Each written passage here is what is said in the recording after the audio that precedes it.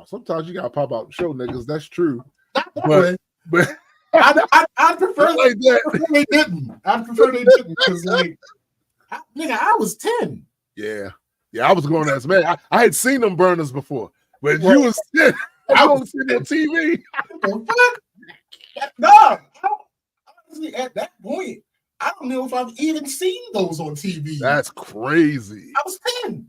That's crazy. Get off the plane, ain't nothing but guns with people attached to it, lined up on both sides. Like all right, y'all here. We were supposed to take, and then on either side, nothing but fucking the soldiers of the UK. It was like, all right, you here, nigga. Right. Be on your best. I'm 10. What? Yeah, but you're American. So we know how y'all get down. What issues do you expect me to come? The biggest fight I'm planning on being in is adjusting to the food over here. Like, what are we talking about? That was the first time I had camel. Like my mind, what was going on in my eyes and in my inside of my stomach was two different things. Like burgers and fries. And I'm like, great. I bite into the burger. I'm like, this is not a burger. Not, what are y'all doing? And the ketchup was super watery. Like, what's happening? That wasn't ketchup. That wasn't ketchup, bro. So guns, camel, and watery ketchup. That was my first night in Kenya. I don't even know if you can call them guns. Like at a certain point, right? When I was a kid, I'm gonna say roughly 10, 11, no, more 11, 12, 13. 38s was the shit. I got niggas got 38. When I got a little bit older, 16, 17, 38 is nothing. Right. That might as well be a 22 because the stuff that I seen in person make that shit look like that's a cap gun. That ain't nothing. You know what I'm saying? But a 38, man, if you'd have heard the raps from niggas pre 9mm stage and stuff, they was citing 38, yo. They was talking about 38s and shit. 38? Come in here with that weak shit. Even though, truthfully, a 38 will kill you dead. Like, will fuck you up, right? Will fuck you up. But nah, it's just the reference is different. So you 10 years old, you walk into some place where motherfucker got guns that look like cable and shit. Big ass Jim Lee guns. I was legitimately scared. But it's like it was that type of scare where like you're terrified, but you can't really get into it because you have no idea what's going. What up? What up, Biddy? You have no idea what's going to happen if you react. Facts. Oh, like I have an idea. I have an idea. Lay your 10-year-old ass down. What the fuck? Come over here with that. It was a group of us. I just followed suit. I wasn't in front. So I just figured, do what the people in front of me that aren't getting shot at, do what they're doing. That's it. Just do what they're doing. And I figured that would make me, and it worked. Yeah. Well, I mean, sure. I'm thinking in their minds, they was more, we're here to protect you because shit can happen. In all reality, I do think that's what it was. And they didn't want an international incident. Can you imagine a group of young American kids, I don't care, black, white, whatever, gets off a plane, and all of a sudden some shit happened to them. They get snatched up or some shit. Yeah, boy, nobody want that smoke. They ain't want that smoke. Nobody. Luckily, nobody. Look, what he talked about when he was 10 years old, he went to school in Kenya, and it was his first time seeing big guns. Yeah, big guns. Like them Rob Liefeld Deadpool cable guns. Those shits. Them big dumbass. You know those guns that Cable used to have where the burl was like, nigga, right? Right. Motherfucking big guns. Man. Man. I get it though. I get it. I mean, you were 10. Like else you was supposed to think. Thinking that shit over. All right. Well, this is still a colony. Still a British colony. Yeah. So wait a minute. These were UK soldiers then. Yeah. All right. Because something similar took place some years ago in Belize, right? Mm-hmm. The Guatemalans were on their best bullshit because they wanted to claim the Ambergris Key area, and I think Key Carker and a couple of places. Why? Because that shit makes a reasonable amount of money in tourists. So they were saying, according to the old maps, this shit is ours. And what they was doing, because they don't really have a military like that either. They got some niggas with guns, right? They don't have no military, right? Thanks. But they was trying to do the intimidation shit. Be at the border with a few soldiers, their guns. And finally, the UK was like, yeah, no, that's not gonna work. They're no longer a colony of ours. However, we're not gonna let you do that. And they sent some real troops down there. Yeah. There was no lives lost. Yeah, no. Because you see real troops go down there. Listen, like, and the great thing about it is, I don't remember if the second time I went that didn't happen or that by then I was just desensitized to it. Because like we saw the motherfuckers throughout town the whole time we was there. So yeah. I probably just got desensitized to it and just didn't realize it the second time. Like it wasn't as impactful of a memory the second time. Probably. That's probably what it is. But you find that in a lot of countries.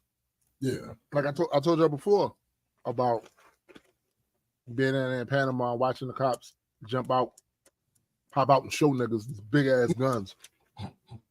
They just be chilling with them. Or you could be like walking past a store or a mall or some shit and you see the police out there. They got these. If the shit need a sling, nigga. Nigga. If the shit need a sling, nigga. Anybody playing with you? So, like, those are just. Panama doesn't have a standing army. This is just police, and they like we ain't got a standing army, but we got these, nigga. We got police. We ain't got these. But we know how to stand with arms. Facts. Anybody playing with y'all? Ain't nobody playing with y'all. Try something. But to be fair, it wasn't like they was even trying to intimidate with that shit. Right. They were like mailmen with guns. A weapon. Yeah, yo. Like, yeah. GSA, there was this Crip dude years ago running around Dorm NC with an RPG. All right. So I saw this video the other day. I'm not surprised. I saw this video the other day. Who knows if it was a prank or not, but it was this motherfucker walking, and apparently he wasn't from where he was walking. And it wasn't like the energy of these prank videos. It didn't look like the prank videos, but again, there's no telling it wasn't staged. And he like bumped into somebody by mistake, and then it slightly escalated. And then this nigga pulled out a gun, and he was like, "That don't really faze me." Like, all right, what up, Sean P? Then somebody else pulled out an RPG. Now, this is going to sound stupid. I know it already do.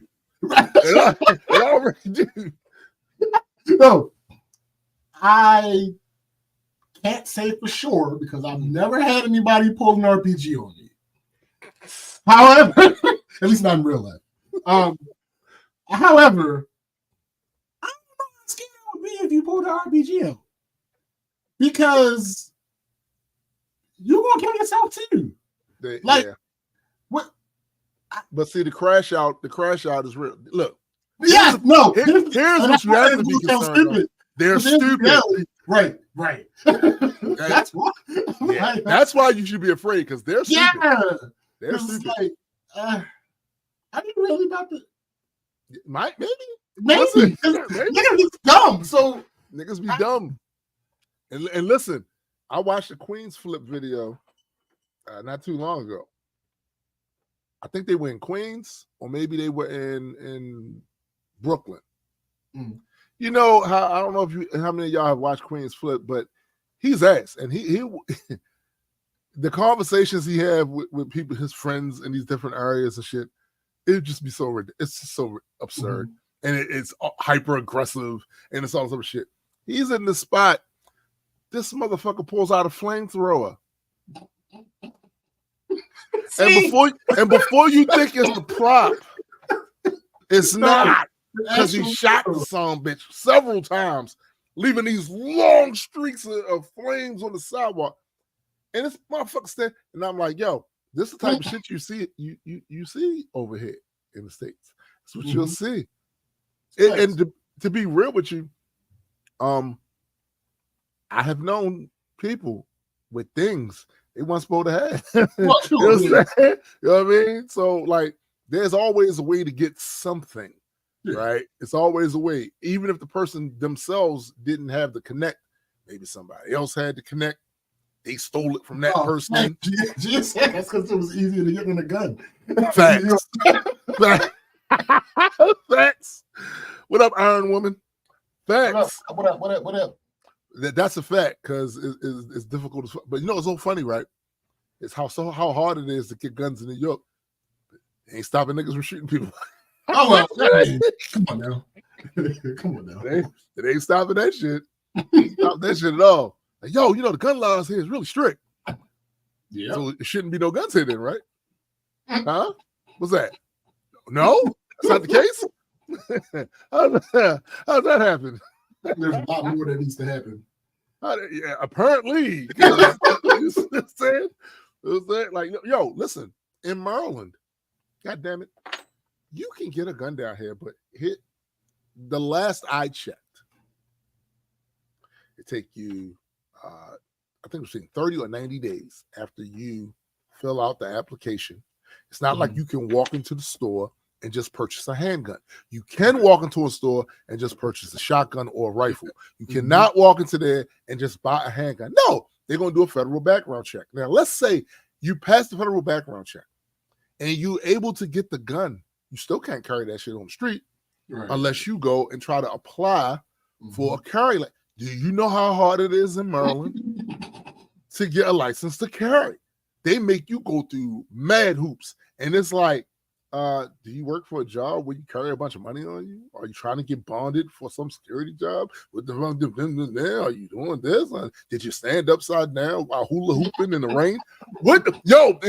They make it extremely difficult here to do that shit. And yet, boom, boom, boom, boom, boom, boom. A part of that because it's a joke. We treat this place. I always find it interesting hearing people from Europe talk about distance. Yes. Because some people over here don't understand and realize that shit ain't normal. No, it's not. Your country is not supposed to be a shooting gallery. Big. Well, but not necessarily this big, right? So when you have these states that are sizes of countries, and you have these laws that don't apply from state to state, right? Because they're the size of countries, you have people with easy loopholes. Yeah. And some of them aren't legal loopholes, no, but they still end up being loopholes. Like I saw this one video. I don't remember the details of the law that they were talking about, but it was about getting a carrying license. Right. And it was like the difference between Maryland, DC, and Virginia. One of those places you can go and do something, and as long as you are there and you have a valid ID, you can get this taken care of. But if you try to do it in the other place, it would take you 3 months. Yeah. Or if you try to do it in this other place, you wouldn't be able to do it at all. Yeah. And then in this location, if it shows that you're from this specific location, you won't be able to do it. And I'm like, this is 3 hours of driving. So, and that's the thing. I think that's you make the very point. When you have different laws depending on what state you're in, it's really simple for somebody that comes from a state that has very lax laws to import guns into a state that has very strict laws. It's simple as shit. It's too easy. And this is the other problem too. When you have more guns than people in your country, and it's been hundreds of years where you've allowed this to proliferate. The idea that you can just turn the spigot off and give all them guns is really ridiculous. You actually fucked your country with that shit. You fucked it because there's no make any law you want. There's no way to get that amount of guns off the streets, out the hands of people. It's just not possible. It's not going to happen. And the process of trying to do so will probably create more violence. Oh, man. You have fucked your country. That's going to cost a lot. Yeah. It's going to cost money because you got to figure the manpower to be able to do that. It's going to cost lives because we already saw that there are people that are willing to stand on rooftops and bridges and point guns at police officers. And your own innate privilege and entitlement here, if you are part of the dominant demographic, is biting you in the ass. Because what should have happened, like that should have happened out in Nevada with the farmer that I don't know if we can call him a farmer, he's more a cattleman. That was grazing his cattle on federal lands, public lands and shit. And they came there to give him a warrant and blah, blah, blah. And the people in that town said, nope, you ain't coming to get him because we did. And nothing happened to them. Right. You're in that dominant demographic privilege is biting you in the ass because they feel entitled. I got this. If you try to come and get this, we're going to be doing some things, right? Right. You fucked. GA say, I witnessed a shootout caused by a club DJ playing a Crip song and a Blood song back to back in Arizona. I hid behind a wheel block, finished my cig until it died down. I'm super desensitized, bro. I understand. I grew up and saw several. It was in the midst of several shootouts, and then after it's over, as long as nobody was like killed, the calm takes back over the block. There's a calm that takes over the block. The one time in particular, they out there, bang 'em Smurf. Bah, bah, bah. 3 niggas hit, nobody dies. After it's over, the calm takes over the block. The niggas is hit, sitting on opposite sides of the corner, waiting for the police and the ambulance. This is the type of shit that happened here. And mind you, what's crazy about this place is the stories we saying to y'all. This is light. That's light. Yeah. Motherfuckers be going in churches, synagogues, schools. Rah! That's what happens here. And people here are, for the most part, desensitized, mainly because the leadership is desensitized and the press is desensitized. They're going to talk about it for a few days. They ain't going to talk about it no more. Yeah. That's what it is. And that's why people from other countries, when they hear about that shit, be like, yo, what the fuck are y'all doing? One of the examples I used to give people that had doing movies is, if you notice, you'll hear European people talk about the violence in our movies. Yeah. And if you notice, you'll hear American people talk about the sex in European movies. That's just a back and forth that we happen to have. And that's funny. It's I think I prefer the sex. What happened? Nigga! It's based on the attitudes of those things in those countries. It's just how that works. It's true. It's how that works. We protest to be this puritanical. Yeah, and it's like I think there are 300 plus million of us. How do you think? Yo, it's the same. It's the same as like with Africa. So Africa's like 3 times the size of the United States. All right. Mm-hmm. So when people typically show you Africa, they always go to the parts that are having problems. Yeah. Newsflash: there are people starving here in this country, right here. Mm-hmm. Yes, you can go over there and see that. You know what else you can see that y'all don't like the show? These big ass metropolis ass cities. Oh, yeah. This is a huge continent. Yeah. All right. Huge. Right. So it's like you're gonna find all kinds of situations, people live in different types of ways and shit. That's just how it is. They'll paint the whole continent as that. Oh, but that is not the whole continent. I was baffled the first time I went to Nairobi. I was like, wait, they have a mole? See? Like, what do you mean? What do you mean by that? Now, the question that people need to ask is, why are they misinforming you about these other places? Mm-hmm. Like, what do they get out of it? Like, what is the modus operandi? I'm not going to tell you what it is. I'm going to let you figure it out for yourself. But why is that such an important thing to do here in the media, entertainment? Why is that so important to make every place else look like a Mad Max dystopia? You know, yes, and it's not just lions and sadness.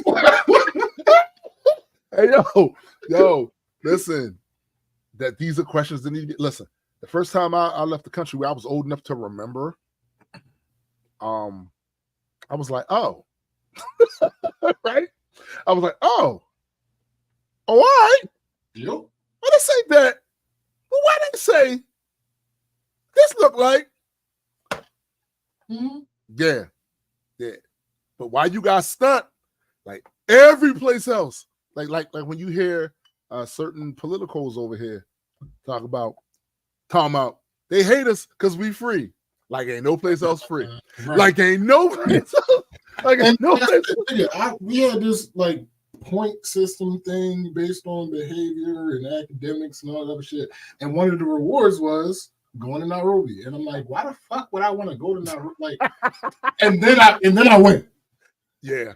He's like, shit. This is a gift. This is a surprise. You know what I'm saying? That's what they talking about. Nairobi. What? Like, damn. This shit is lit.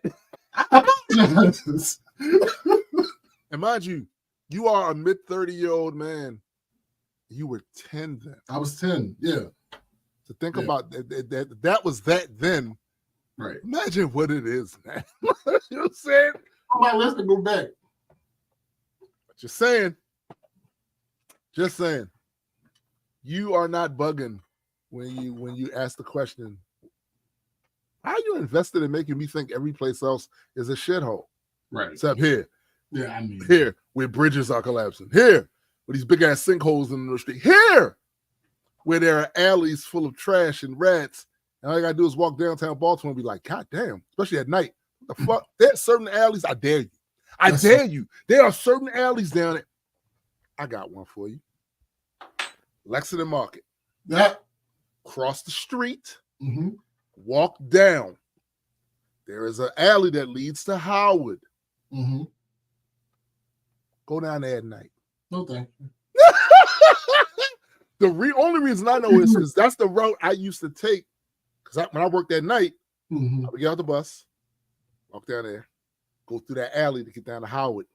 And every night, without fail, every night, it's about 10 of them boys. Like this. You know what I'm saying? Just wouldn't be perfect. Don't do it. Yo, they had on overcoats and fedoras and shit. These motherfucking rats was big as shit. When I'm had on a gi. Yo, it's disgusting. It's fucking disgusting. We had lead in our waters When I was growing up, it was lead in the water. What the fuck? Yeah. Nah, nigga, I work in residential. That we have enough certificates that we have to show people so that they know that our units have been inspected. Yeah. Like 100%. Yeah. Yeah. GA says, here where the children are radicalized. Marissa says, here where there are more prisons than schools. See, and this is the problem, B. Yeah. This is the problem. Like, again, there are some things here that are excellent. Sure. We don't want to act like that's not the case. Because we actually are technically a first world country. Yes. So, yes, there are some things that are. And they created it. The thing is, I always tell people, remember this, and always remember this. We didn't create those definitions. Right. Other people create those definitions. And all of those definitions are political. All of them are political. When I went to Panama, they was calling Panama, that's a third world country. Mm-hmm.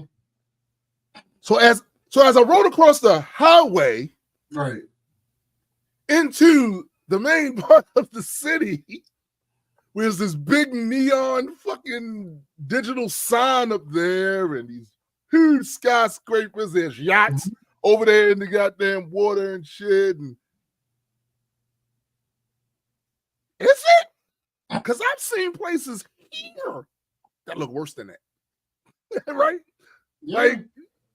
Like all those things are political, but we can't front and stunt like there's nothing great here. There's some shit here that's like, oh, yo, this is particularly in the services department, right? Yeah. Like you can get shit quicker here than in a lot of other places. Mm-hmm. These are the facts. But you know what I have decided, SBJ? I have decided that I'll wait. I'll wait.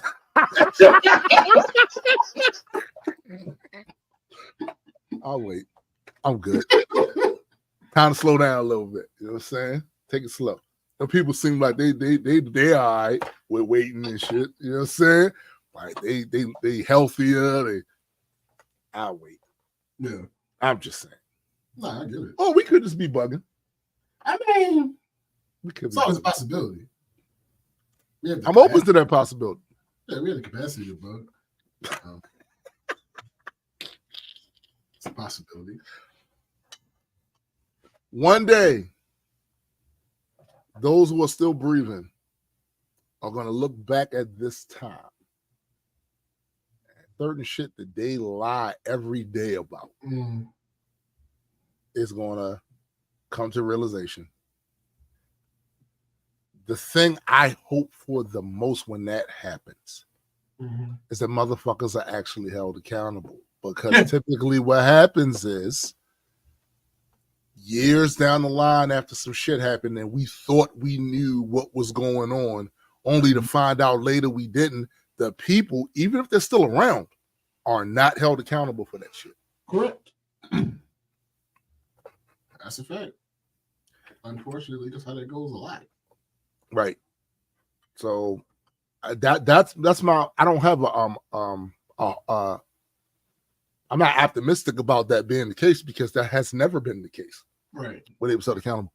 But I certainly would hope that it would be that at some point you fucking bonobos wake up to certain shit, and once the truth is out, all of it, how many actually were killed, how many actually got paid from this, or how many actually was responsible for this particular thing not happening or for this thing happening. When that shit start coming out, like adjust your history, because that's another problem too. Like it's motherfuckers that committed straight up genocides that we still hold in history books as being these great motherfuckers. Because y'all just refuse. You know what I'm saying? Yeah. The whole motherfuckers accountable, even rhetorically. Even rhetorically, you won't hold them accountable. Mm-hmm. That shit is crazy. Yeah. Ressa said, compelled to say there are not more prisons than schools, but we do indeed have the highest incarceration rate. 1 in 20 Americans go to jail. That's true. That's true. What's up, McKenna? What up, Free thinker? Like, it's pretty crazy, but you know, maybe all of us over here are bugging. You ever think about that? Did they have a crush on mine? Well, yeah. At individual points in time, each of us have to be. I would imagine. Yeah. Right? Even if it's involuntarily. Yeah, it's involuntarily bugging. Admit it, but I mean, by definition, we're humans. So yeah, I just the one thing that that really irritates and annoys me is that I have to say the fact we're humans. That's it. I can't be something else today. Like sometimes I don't want to be that. You know what I'm saying? Like I want to step outside of that for a minute because yikes. Yikes. I'm people? Shit. Wake up someone else. Like, I mean, it's one solution, but it's not favorable. Oh, well.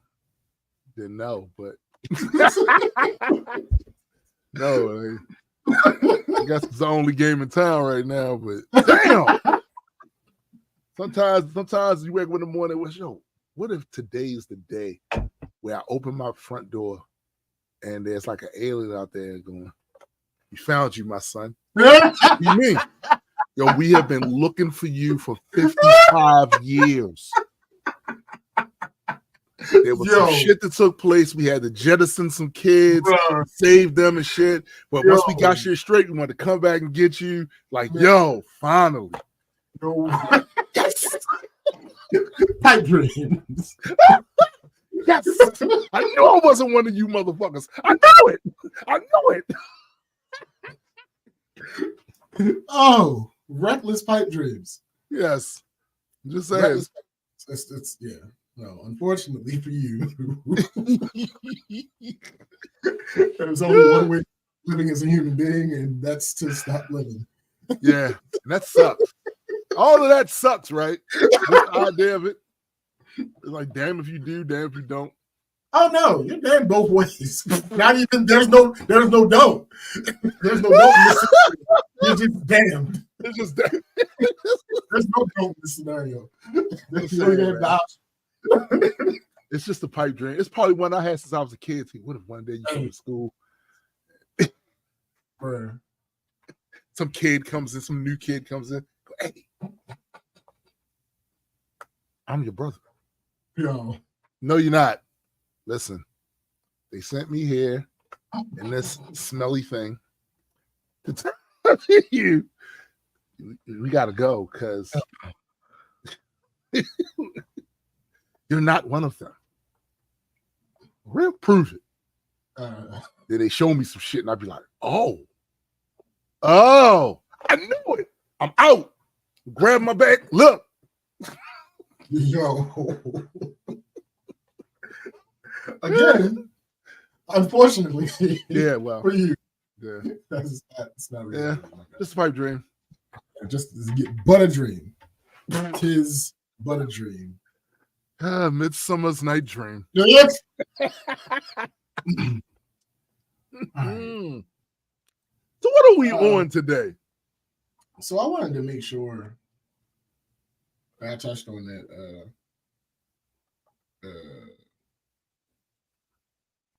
Australian. Oh yeah, this Ray gun. It should get crazy, bro. Ray gun, Rachel. All right, so this information is impossible to stop, but I feel like it's a doing our part. Just doing our part is enough. I feel good enough doing a little bit of. They motherfuckers talk about her name is Ray Gun. No, her name is not Ray Gun. Her name is Rachel Gun.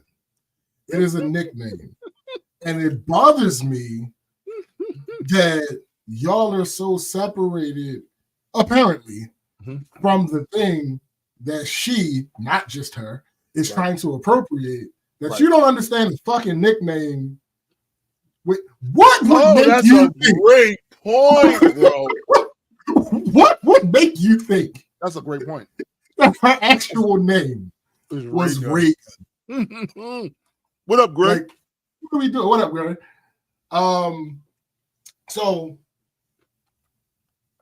for those who don't know, breakdancing was held as an event in the Olympics for the first time ever.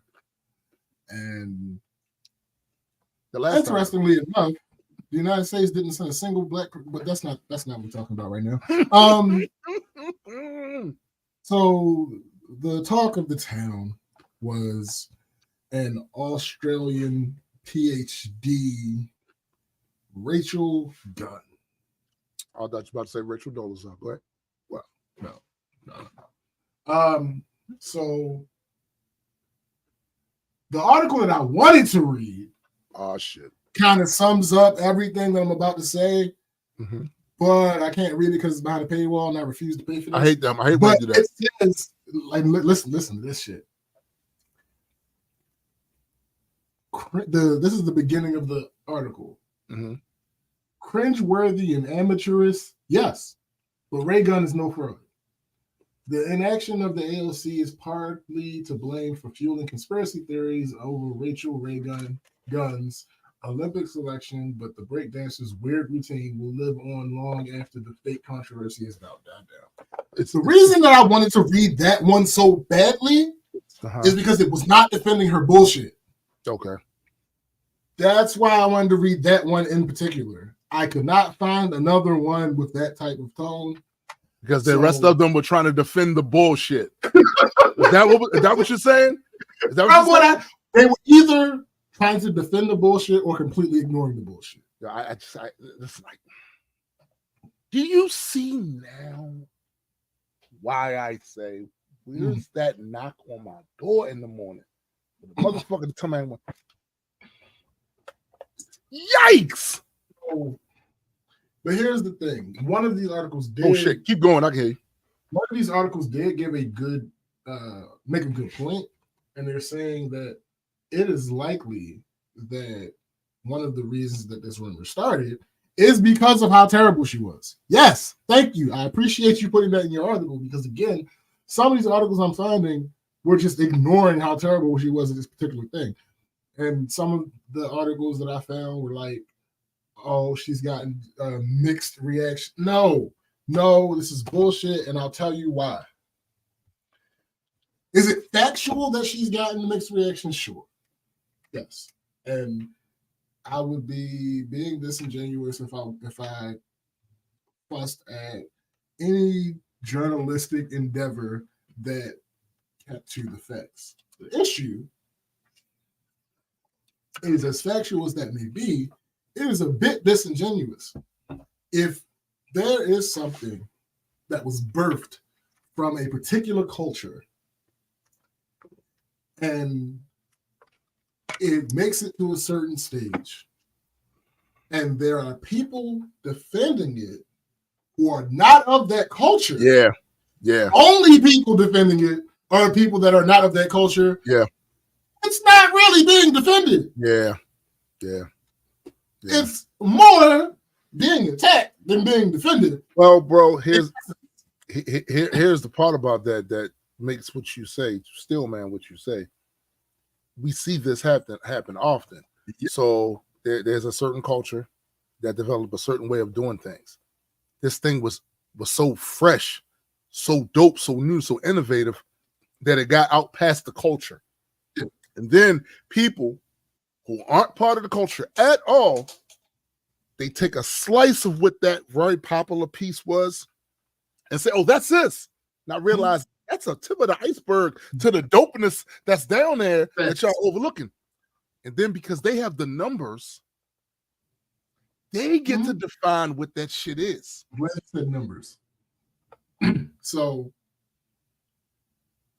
Occam's razor. The problem with Occam's razor in this case is the simpler explanation isn't necessarily readily apparent for some of these people. Right. That's where they're getting hung up, because the idea that because she was so terrible, clearly she had to scam her way into this position. Mm-hmm. Well, not quite. What's more plausible and more likely is a situation where she could just afford to go through preliminaries, and the people in the country that are better than her could not afford to go through the preliminaries because that was the other part of the rumor, was that she held down other people that were better than her. Yeah, that's been floating around, bro. Yeah, and it's like there's the best rumors are those that have some truth to them. Right. The truth in that part was that there are people absolutely that were better than her, but they couldn't afford to go through the entire process. So, yes, I know. And then I know some people are just in naive good faith saying that, like, it's no way that this is the best that any particular country has to offer. Well, here's the thing. Let's wrap this up into one sentence. Ray gun is the best in Australia that they have to offer that could afford to go through the entire process. All right. So that's a huge caveat. Right. You ain't telling me ain't some Aborigines there that don't. No, nigga, clearly this motherfucker's better than her. Absolutely, but about this whole thing is she finally spoke on it. Oh, the white woman tears. Did we want to hear her speak on it? I didn't. Did anybody ask? Well, yes, I would have wanted her to speak on it, but there's a very small selection of things that I would have liked to hear her say about it. Right. Yeah, right. That's really what that was for me, because it's like, okay, let me see if I can play this shit.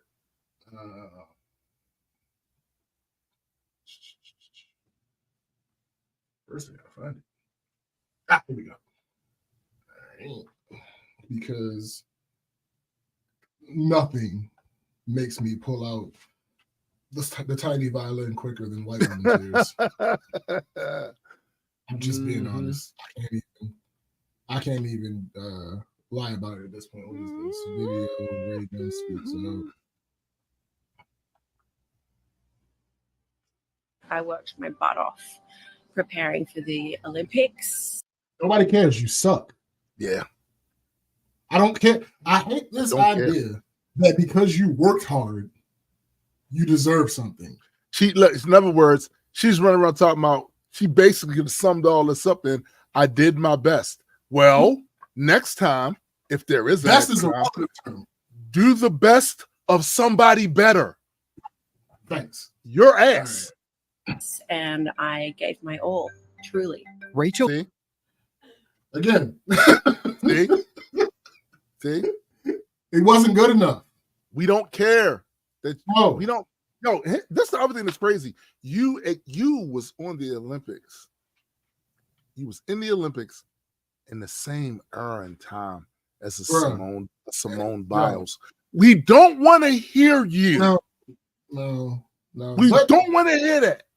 Rachel Gunn, the Australian breakdancer known as Ray Gunn, speaks out for the first time after her Olympic performance went viral. I did realize that would also open the door to so much hate, which has frankly been pretty devastating. The internet widely mocked her performance and questioned how she had made it to Paris. But Gunn says the scoring system is misleading. The Australian Olympics Committee condemned online rumors that she qualified for the Olympics unfairly, saying in a statement that claims targeting her are without any factual basis. In regards to the allegations and information floating around, I'd like to ask everyone to please refer to the recent statement made by the AOC. Bit of a fun fact for you. There are actually no points in breaking. Some on social media also praised her dance moves as unique and creative, despite not necessarily being rewarded by the judges. Gunn isn't just a dancer, but an academic. She's a lecturer at Sydney's Macquarie University with research interests. I don't give a flying fuck about that. Wait. You were terrible. You were terrible. All right, so let me go to these comments. God damn it. GA says, "Isn't Natasha Bedingfield from Australia?" I'm pretty sure she is, and I'm fairly certain she would have done much better. There's no way. Listen, there's virtually no way that you have an actual interest. I'm better. Nigga, There's virtually no way that you have an actual real interest in real time in, and you wouldn't have been better than her. Right. There's almost virtually no way. I ain't gonna hold you. Right. That's how I feel about it. Right. Sis says, I want to know who the committee was that declared she successfully defended her dissertation. I need answers. Well, here's the thing, because I don't know what her PhD is in. I saw some people talking about it was in dance. I saw dance. I saw gender studies. I saw that's on several different things. So I don't know what her PhD is in. And then again, we got to keep in mind that just because you decide to start a study or a curriculum in a particular field does not mean that you are good overall, right? And being an arbiter of that field, right? So some people are made to teach, not do teach, right? So Betty said, I saw that apparently she made herself head of it and her friends to put out the rest of the competition. So she did get through. That is the rumor that we're talking about, Betty. That is not what happened. The reason that the AOC is fighting back against that is because it puts them in a negative light. And so they're now threatening. They're now threatening to sue the person who started that petition. Go ahead. You might win. You might win. If you win, we'll retract. Well, listen. I don't retract nothing. What I'm saying is what I'm saying.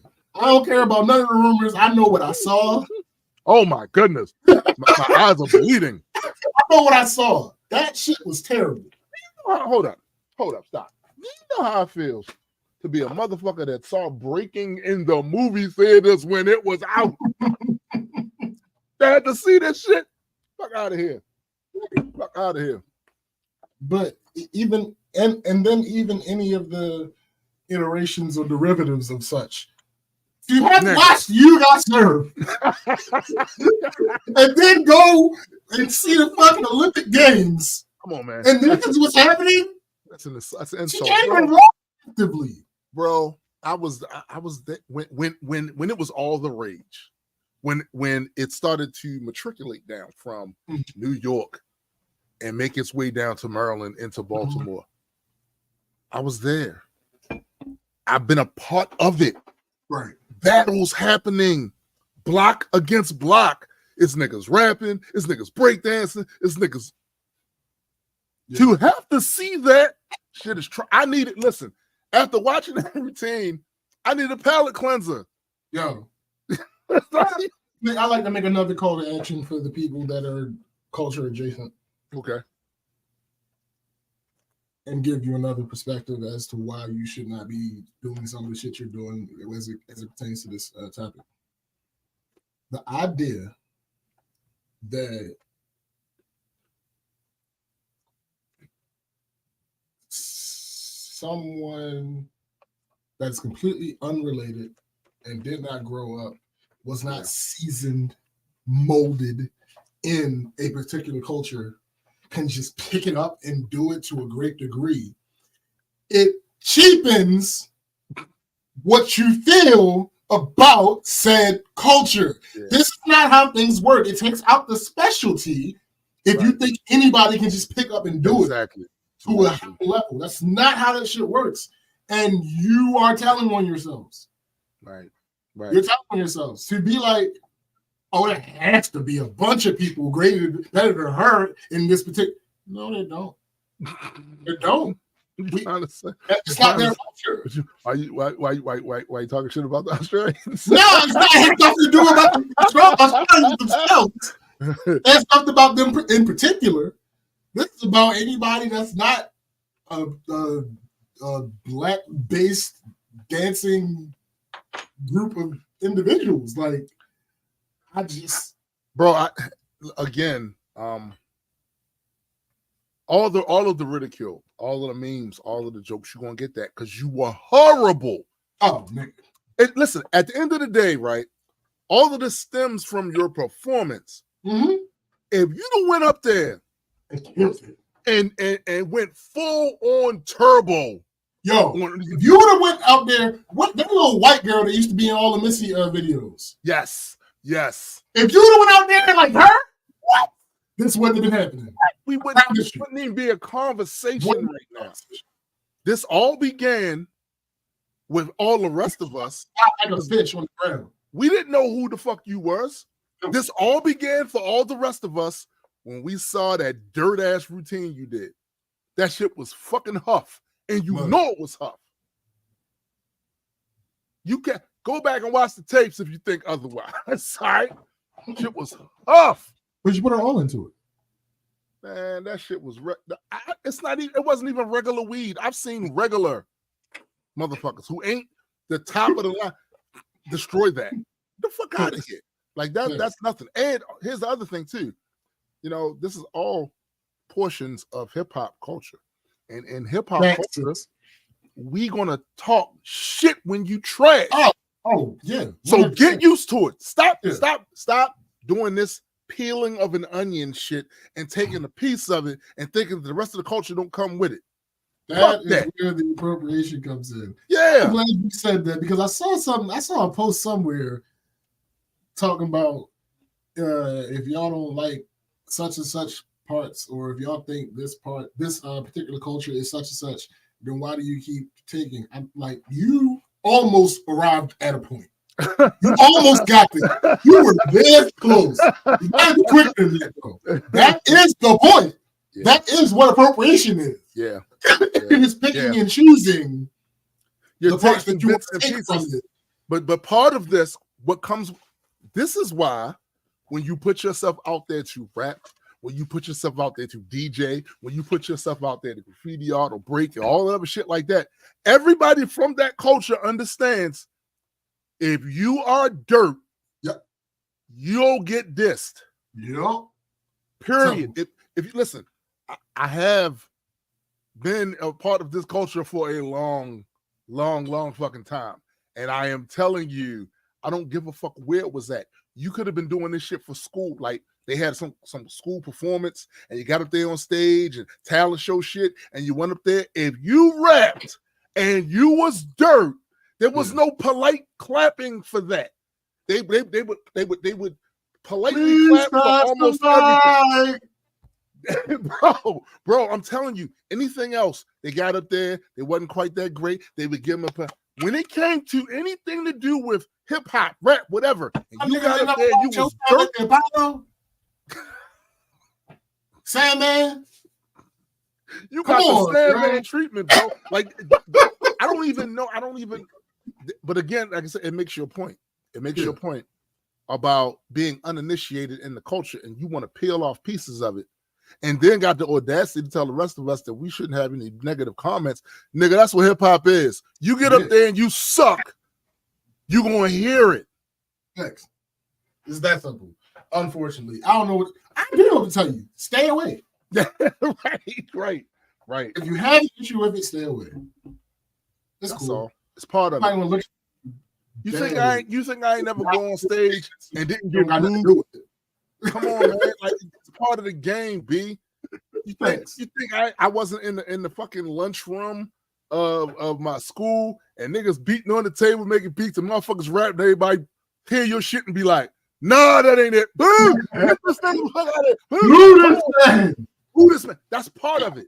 And guess what you're supposed to do after that happens? You better get fresh. Go get good.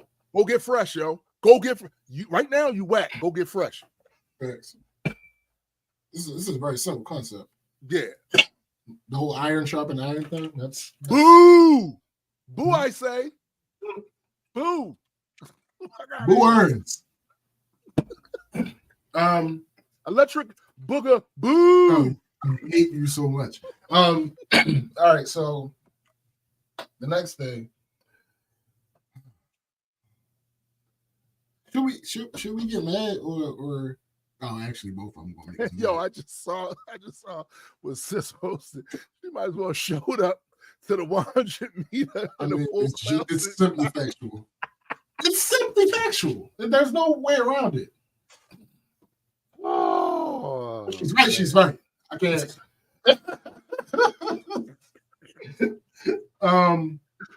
All right, so I guess do we want international incidents, or do we want individual innocence first? We got both of them to talk about. Which one we want? All right, let's go with. I'm always down for international incidents. Okay. So to piggyback off the conversation that we were having last week, featuring Mark Lamont Hill. Facts, GA. Facts. Featuring Mark Lamont Hill. Let me because God damn it. Damn it. I hate y'all. I legitimately hate y'all. Like, it's not even. If you listen to what we said last week, or things adjacent to what we were saying last week, and you are 100% baffled, or you 100% do not agree,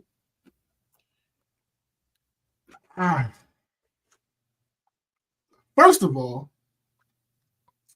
do not expect me to argue with you in good faith. Facts. Because you have already shown that you're not capable of understanding the good faith argument there. Or not willing. I can work with either. I think it's a bit of both, actually. Yeah, I can work with either. Mm-hmm.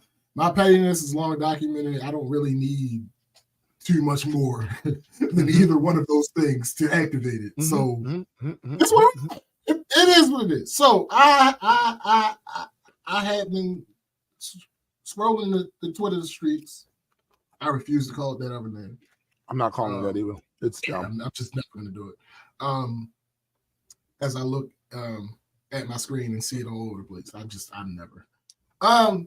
So I had been scrolling, and I've come to another conclusion. My original thought on these highly intelligent, highly specialized, particularly African Americans that are on that bullshit that MLH was talking about.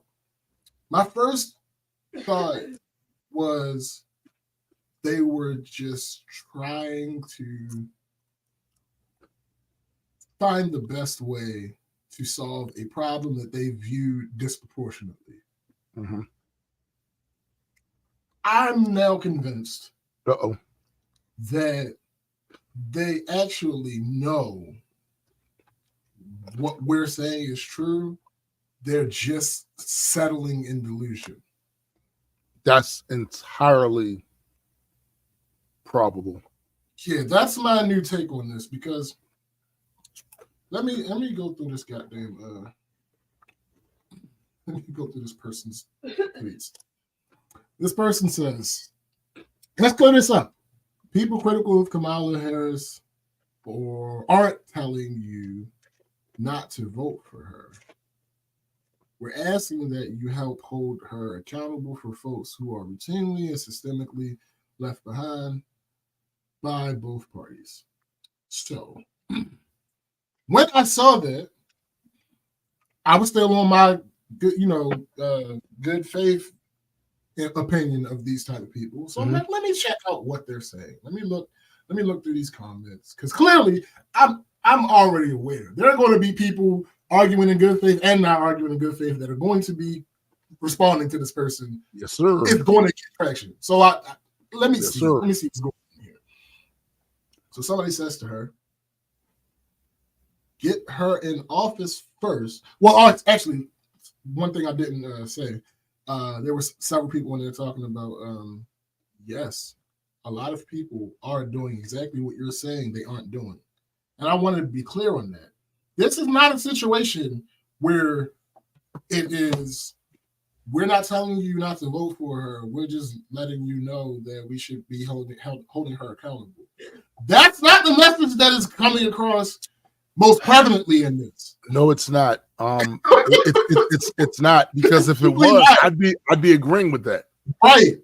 It's simply not the most prevalent argument coming out of this. The most prevalent argument coming out of this is do not vote for her. Yep. That is what is happening. That's a part of what made me switch over to they're just delusional with it. Because what are you not seeing? When you're making an argument,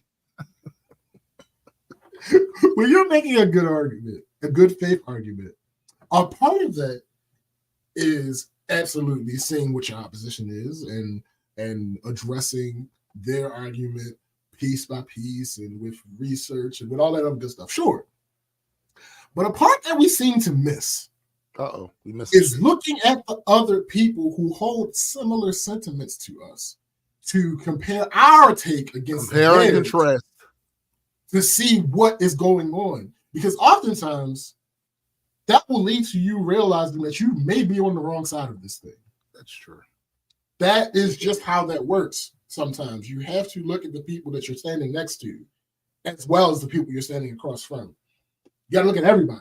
If you're in a room with a bunch of racist supremacists, and you're saying, "Hey, I'm only here because taxes," right? Got to be honest with you. It's like, I don't think that's what's happening there. I don't think that's what's happening there. But it's my taxes though. Okay, but sure, you're in the room with them who think that anybody not them should not be here. And by not be here, I mean unalived. Right. But taxes. Sure. I'm just saying. Taxes, point taken. We get that. I heard you. Also. Also. So you're in car with them. Right. So this person responds to her and says, get her in office first, or it's too late for any of this. Then hold her accountable. We don't need friendly fire when there is actual hope of getting rid of the orange dictator once and for all. Her response was, voting is our way of holding folks accountable. Once they're elected, they don't have to do anything. Now, here's the problem. That is absolutely a way to hold people accountable. That's true. That's why I moved it to delusional, because what you're saying in that response to that person is a fact. Mm-hmm. Voting, that's how you hold the politician accountable, by vote, yes. But it directly contradicts your original statement, which is that nobody is calling to not vote for her. Because these two ideas. That's the way you hold her accountable, then that's exactly what you're calling for. These two ideas, and y'all trying to, these are the exact same things. Yes. Y'all trying to make them not the same things. Yeah. When they're now listen, vote for who the fuck you want to. Do what you want. But stop saying to me that these aren't the same goddamn things when they are. Well, we just asking you to hold them accountable. So how do you hold them accountable? By we're not telling you not to vote for. We're saying hold them accountable. Well, how do you hold them accountable? By not voting for them. Okay. But those are the same things. And then I scrolled down her timeline a little bit, and this is where this change solidified for me that it's purely delusion. So someone says, since the people plan on protesting Kamala at the DNC, I honestly want to know were there pro-Palestine protesters at the RNC and Trump's rallies? See, I'm all about these are the questions. But why does it seem like people going at Kamala more than anyone when it should be both? Oh, I got an answer to that. And people ain't gonna like it. With first, I want to be clear. Her initial statement was there were protests at the RNC. All right, cool. But even here, and she continues, but even if there weren't, asking Palestinian Americans and allies why they weren't at the racist-ass RNC that doubled as a national clan reunion is foolish, because those folks want to kill them. So, wait, hold up. So you're aware and willing to admit that the people that you're telling us to either vote for or through inaction allowed to win absolutely want to kill them. But you saying give them a chance to win.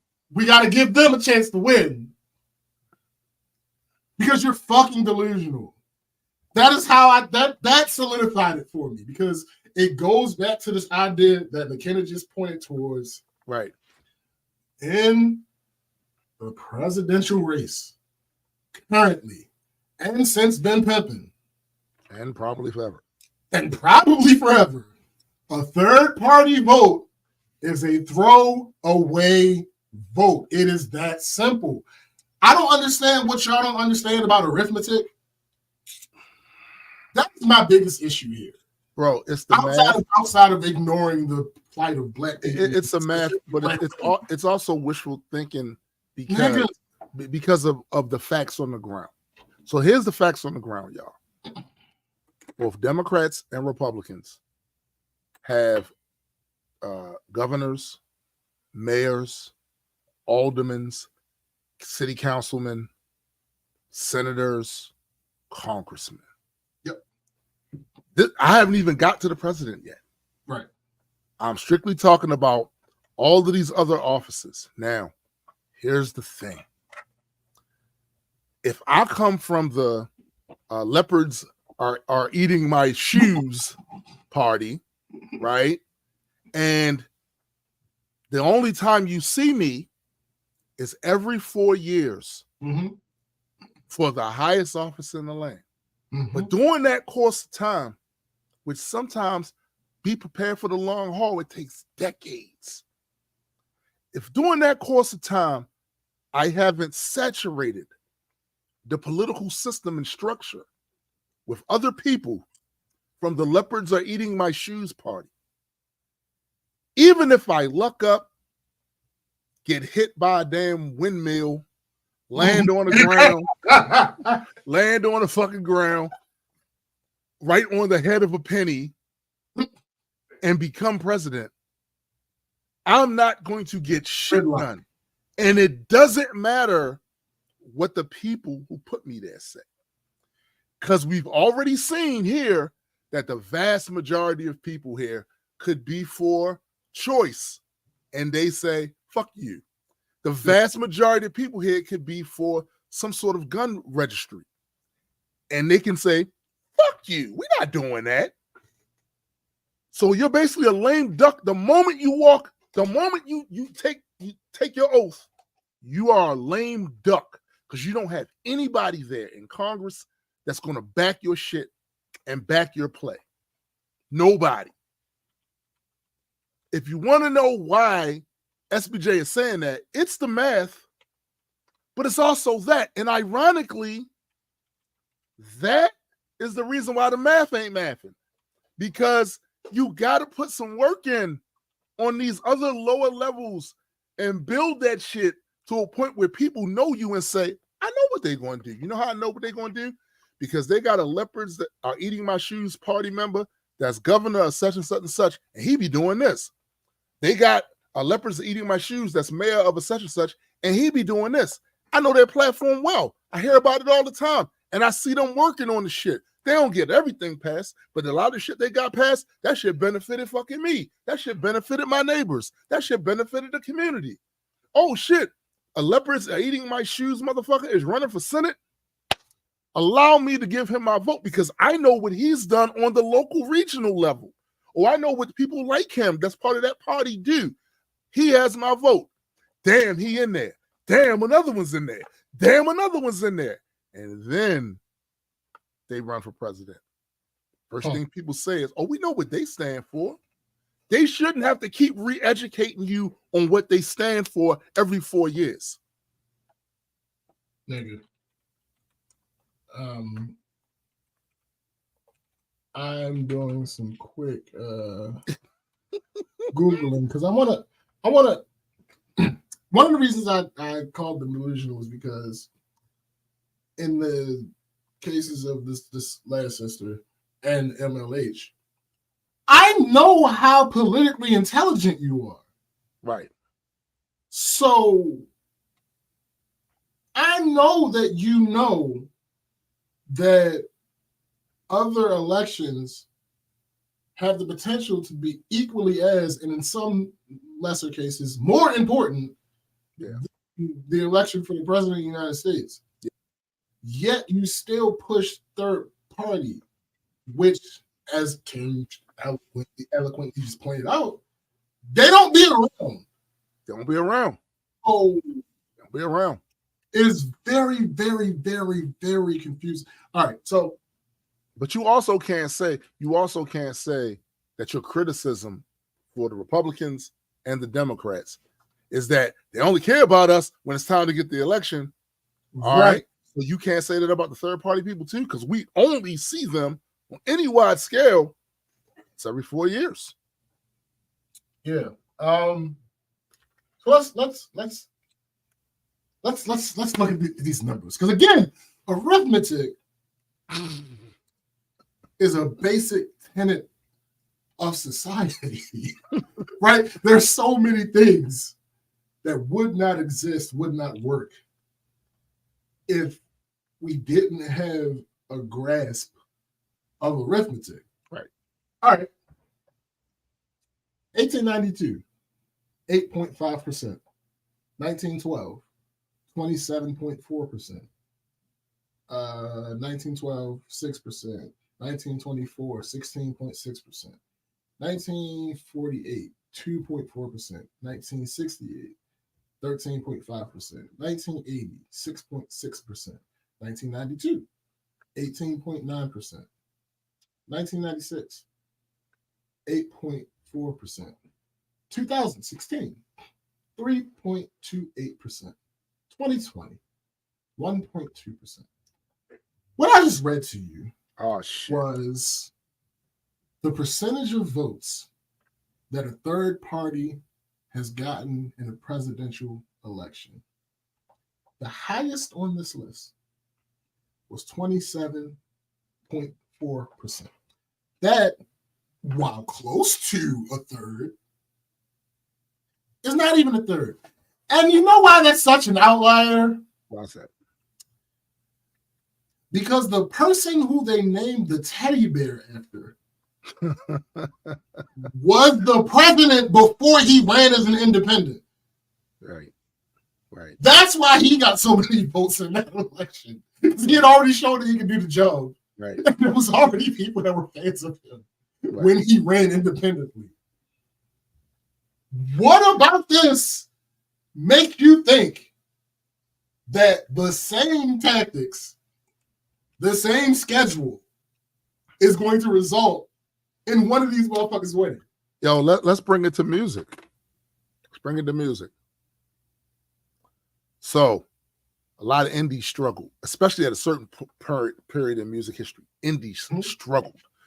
It was hard to get seen, hard to extend your reach for motherfuckers to even hear or see what you do, because you were basically being wiped out by all the money that's spent to break artists on record labels, right? Mm-hmm. So then you have a guy who starts off getting signed to a big record label. He drops 1 album, 2 albums, 3 albums, builds a fan base largely off the fact that the money and that they pushed it to get it into the awareness of the audience, where they're listening to it. They're doing payola at fucking radio stations. They're doing all this shit to make sure that this song is played, his music is played, her music is played, to the point where you can't help but hear it. And then that artist, after selling all these records, after being considered, there's no way you couldn't say he wasn't successful or she wasn't successful, decides not to renegotiate the contract to sign the record company again. He or she decides they're going to go indie. But here's the thing. When they go indie, it's not the same as us starting out as indie. Right. Because they already had a whole machine behind them for 3 albums that made sure that everybody knew how good they were. They had these hit songs, blah, blah, blah. So now when they do their indie shit, they clean up. Now imagine them telling other indies, y'all listen, But they I'm do. an indie. This is how you get it. They do. I'm glad you said that part. They do. They do talk about. They do. Oh, I'm independent. That's where the real such and such is. The block. Yep. And that's what I'm saying. That's the same as what he's talking about with Mr. Teddy over here, right? Bruh. That's what he's saying about him. He was already president. He already sold albums. He already sold albums. You know what I'm saying? So when he went indie, everybody knew who the fuck he was. They knew his body. Oh, right. I remember, yo, that shit slapped. I'm gonna go ahead and check that out. Go ahead and check that out. Numbers matter. And look, we can talk about societal narratives until we're blue in the face about why those things are the case. Yeah, we can actually talk about that. That's a valid discussion to have. Yeah, it does not change though. Oh, and you keep making this dumbass statement that if more people voted for them, they would have a chance. No shit. That's how numbers work. Like, what are we taught? This is why I say I don't understand why you don't understand basic arithmetic. Right. Facts, sis. Right, sis. Right. Like it's like you said, it's basic arithmetic, bro. And at the end of the day, like by now y'all know me. I don't give a fuck who you vote for. Right. It's a pox on both their houses. Thanks. Because I don't plan on, right? Yeah. But if you do plan on being here, staying here, you should care about the condition of this place and that at the very least it's stable. Yeah. The stability. You know what I'm saying? The stability. Yo, grading this ass. Yo, the stability of your nation, you should care about that. And if you truly believe, because I hear y'all saying it a lot, I hear y'all say this nigga got food. This nigga just got food. This nigga just we gotta expose this. Mind your business. He got food and shit. Look, the only reason I'm doing this to him, because how many years we did this show where I get me a nice little IHOP thing, somebody bringing attention to this. Yeah. I don't know about. Yo, you did not have that fucking milkshake before. The fuck? I've been drinking this whole time. No. Come on, man. Why you act like that? Hell no. That shit is not like that. That shit's as bad as the skit we did, the video skit we did, but I kept putting different hats on and shit.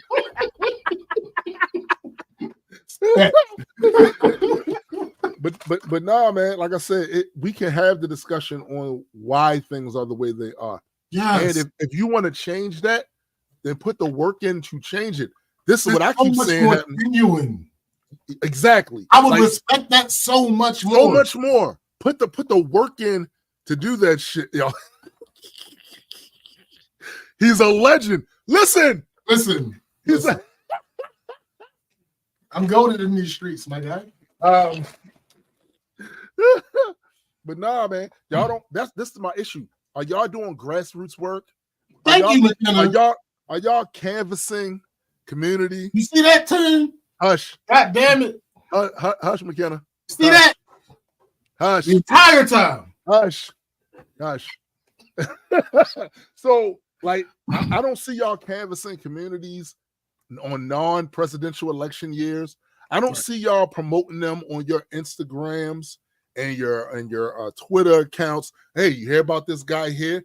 He's running for such and such and such. I like his platform. I think it help a lot of people. Check it out. See if it's something. I don't see y'all doing none of that goofy shit until presidential time, as if that's the only office that ever needs an election ever covers. Like, I don't ever see y'all doing that any other time. This is Mark Lamont Hill. This is all the rest of them that now pulling these names out of a hat and say, hey, how about this guy? Hey, how about this girl? I don't ever see y'all doing that any other time except for when presidential election time come around.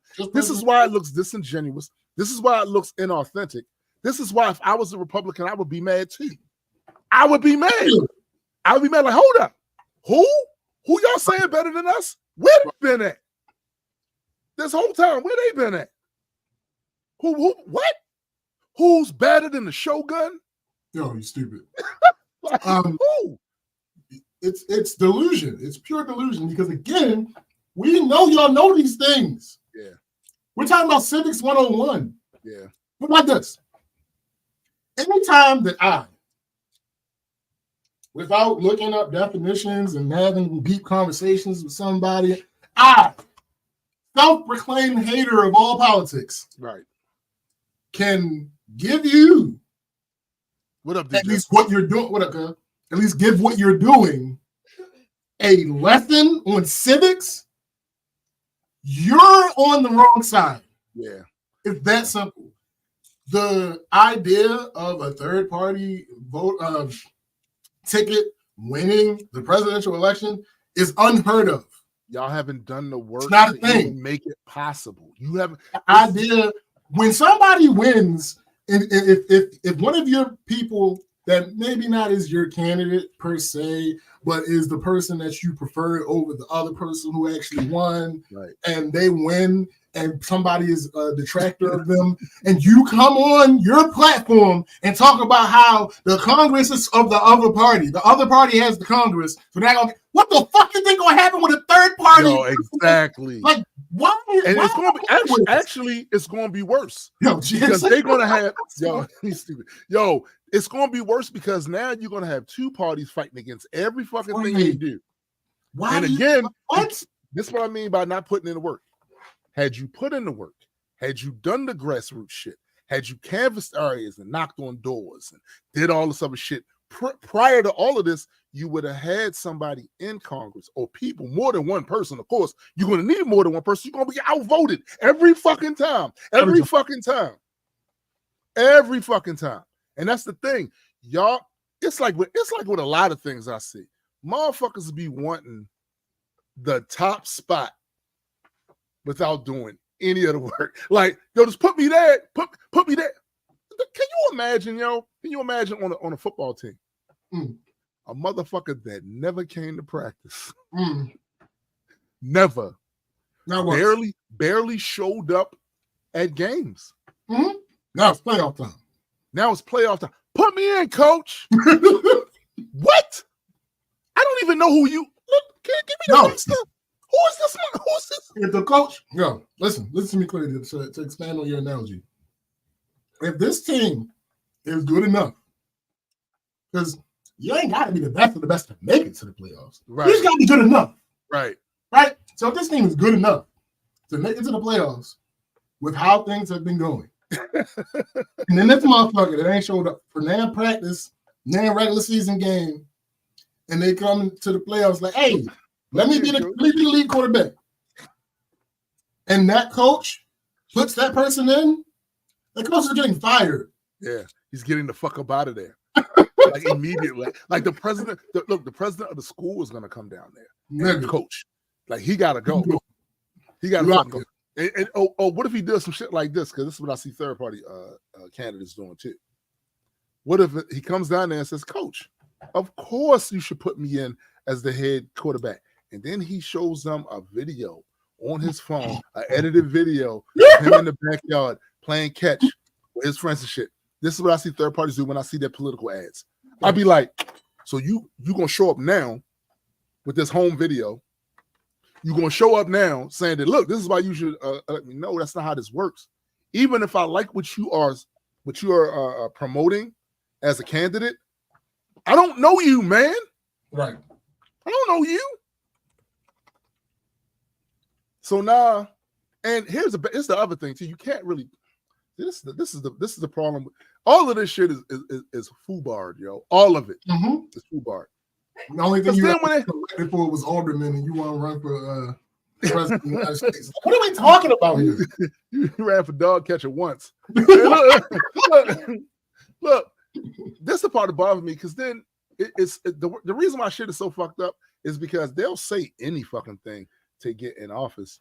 We got that problem with the current standard crop, Democrats and Republicans, that will say any fucking thing to get in office and make all these promises. I'm gonna do this, I'm gonna do that, I'm gonna do this, I'm gonna do that.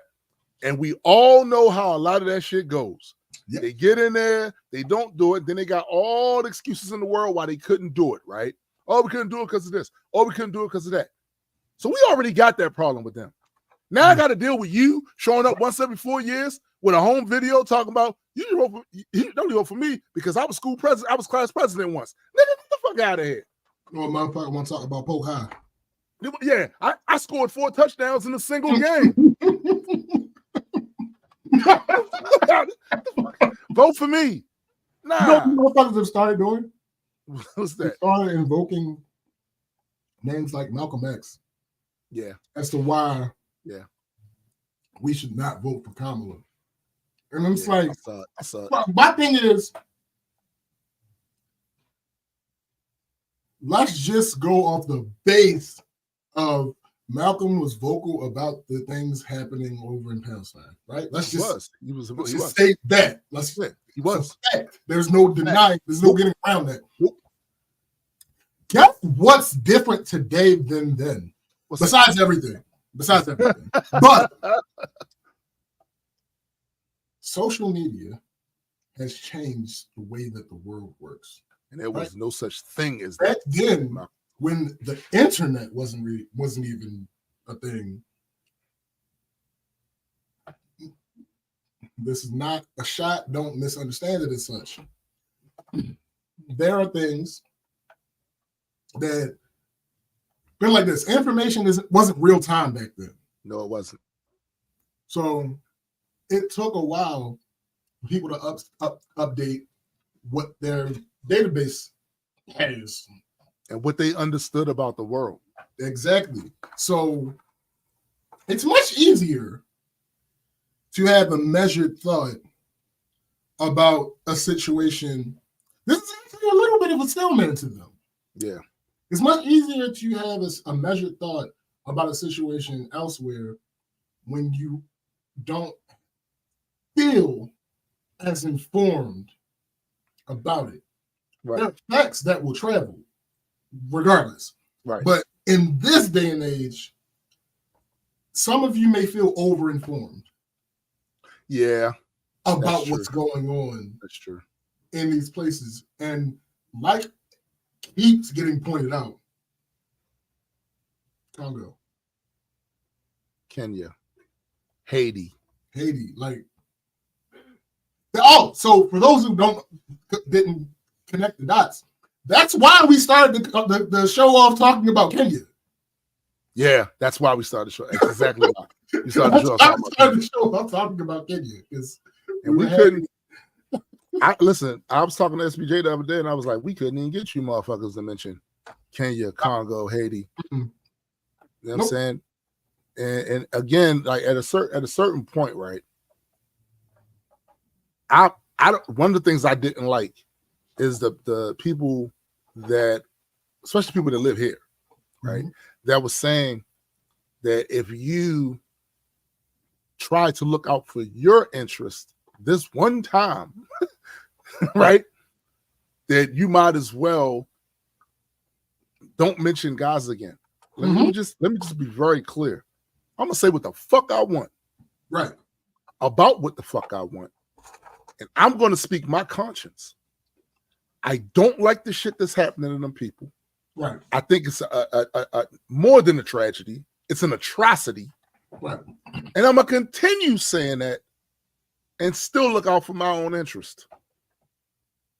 Yo, the crazy thing about that statement though is it's just more proof of your bad faith. Yes.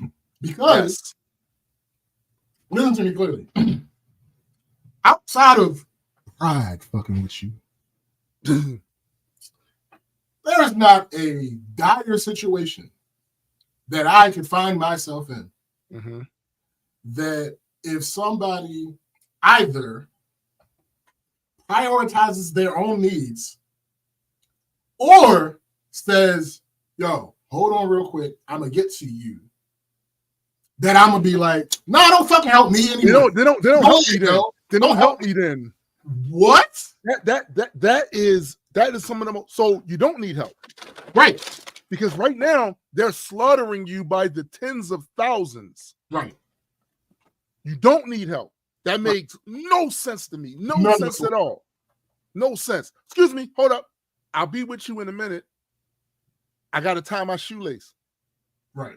Then fuck it then. If I run over there with my shoe untied, I might fall. Whole thing, I won't be no good to you. What did we say the last episode? Mm-hmm. If I'm I can't save you from drowning if I'm drowning too. Correct. It's really simple. It's really simple. It's really simple. Like, it's a reason why they tell you to put on the face mask on the plane before you help somebody else with theirs. Yep. Do you know how many times people from my community have put their needs on the back shelf for everybody else's because our empathy is, yo, this is wrong. Cindy Lauper, time after time. Time after time. This is wrong. So we got this one little window of time, which, by the way, the whole situation happened over there been happening since 1948. Right. We got this one little window of time where we're going to handle the nation's business. Again, like I told you, I don't give a fuck who you voting for. This is a point in time we're handling the nation's business, right? The nation that we live in. Mm-hmm. I can take this time right here to handle our business and still give a fuck about what's happening over there. I can walk and chew gum. Or whatever it is he's chewing now. Yeah. And that, you know what I'm saying? Like those things are more than doable. Mm-hmm. And the idea that you would then say, well, I don't want your help then. You sure about that? You see, God damn it. That's the other thing. You only call somebody's bluff when you're in an advantageous position. Yes. Don't help us at all then. Okay. You not in a position. You really in a position. First of all, especially if they living over here, right? Because I hear a lot of them living over here that's saying that shit, right? And I'm like, yo, you ain't even the one they dropping the bombs on. Nope. You over here. Mm-hmm. You got family you over there. Cause more problems for them. But you about to cause more problems for your peoples over there doing what you're doing now. Alienating a large portion of the people. To be clear, this ain't got nothing to do with allyship. We already told you we talked about that. Yeah. It's got to do with empathy and being fucking human. You can't pull babies out from under rubbles and shit, and I'm not going to feel a way. Thanks. I'm certainly going to understand the idea of retaliating when somebody attacks every fucking time, any fucking time. But I also know there is a line. Yeah. If somebody swings on me and we have a fight right then, for me to go back to their house and shoot their family up, right, that's crossing a line. I understand where the line is, but apparently you guys don't, because you saying that for whatever you think. This is the other thing that killed me about it too. Some of the same people like Mark Lamont Hill and even what's Amanda Seals, some of the same people that's doing that, saying that, will then say out of their face that Trump is this threat to democracy. Right. If you really believe that shit, then the level of seriousness for how you would take this election and who wins, you wouldn't be saying some of the shit you say. You would not be saying some of that shit. I think some of y'all just be saying that for clicks. Let me see. Gotta do a little bit more. Okay. I would like to personally apologize to Peyton Reed. Peyton Reed. Who? Oh, sorry. Peyton Reed. You know why? Why's that? Let me tell you a little bit about Peyton Reed before I say why. Peyton Reed is a director. He's directed films like Bring It On, Down with Love, The Breakup, Yes Man, Ant-Man. Well, pretty much the whole Ant-Man trilogy. Oh, damn. The Back to the Future TV show, Weird Al TV show, Mandalorian. He had some directing on there. I want to apologize to him because We were watching Bringing On yesterday, and I commented towards the end during the part where the supposed protagonist, I guess, by technical terms, the protagonist had just got their asses beat by the technical antagonist, and going to the final third act competition, there was a point where the antagonist would not have been able to participate in the final competition. And the protagonist was like, no, they must be there. We have to help them get there. And blah. And my reaction in the moment, as an adult, I haven't seen this movie. I think it came out in 2000. I haven't seen this movie in 15 plus years. So my reaction as an adult was, that's not realistic. Who on earth would give their enemy, someone that they claim is a threat, ammunition? I now have to apologize to Peyton. Jamal Hill, Amanda Seales, y'all take pleasure in doing that very thing. And I don't know if it's a failed attempt at nuance. Could be. Because that's possible. Because again, the biggest issue I have outside of the real world implications is y'all are not stupid people. You are studied in the thing that you're talking about. It's not a situation where you are a super successful musician and we're asking you about bike riding and we're assuming that you're good at it because no, you are decorated in the thing we're talking about. You are studied, documented in the thing that we're talking about. I'm gonna tell you right now, bro, all of us have access to the same data, but all of us don't have to make the same conclusions from that data. Right. And I think it's one of these things where people I think they're isolated, they're in a bubble. And what happens is the average American ain't super smart. Sorry, they're not. They're not. So when you get to a point where you do become very informed about a lot of stuff and educated about a lot of stuff, you become a creature of two worlds. You're a creature of, you were obviously raised here in this culture, all of that. But now you're also a creature of academia. And there's a gap there between regular, average, everyday people and academia, as far as there's a knowledge gap there. Part of that gap, once you cross over to that on your side, is that you start losing why people think the way they think, how they come to the conclusions. You start losing the understanding of that. On the other side, these people believe in shit on the regular people side that just ain't true. Because either they don't have access to information or they have access to too much information. Because that's another thing too. That's another thing. People sometimes have access to too much information. It floods at them at once, and they don't have the tools to parse what's true, what's not true, what needs a nuance understanding of it, what is just straight up, this is what it is. So they do the best they can with a lot of the poor tools they had, thanks to our education system. They do the best they can, and they say, okay, this is true. I think this is true. I think that is true. And a lot of the times, it's so much information, they don't even realize that sometimes they got two contradictory things in their head that they're both saying is true. Like, on one topic, they're saying, but such, I know this is true. But then on another topic, they're going, such. You know these two things are inherently contradictory, right? No, they don't know. They don't know. You know what I'm saying?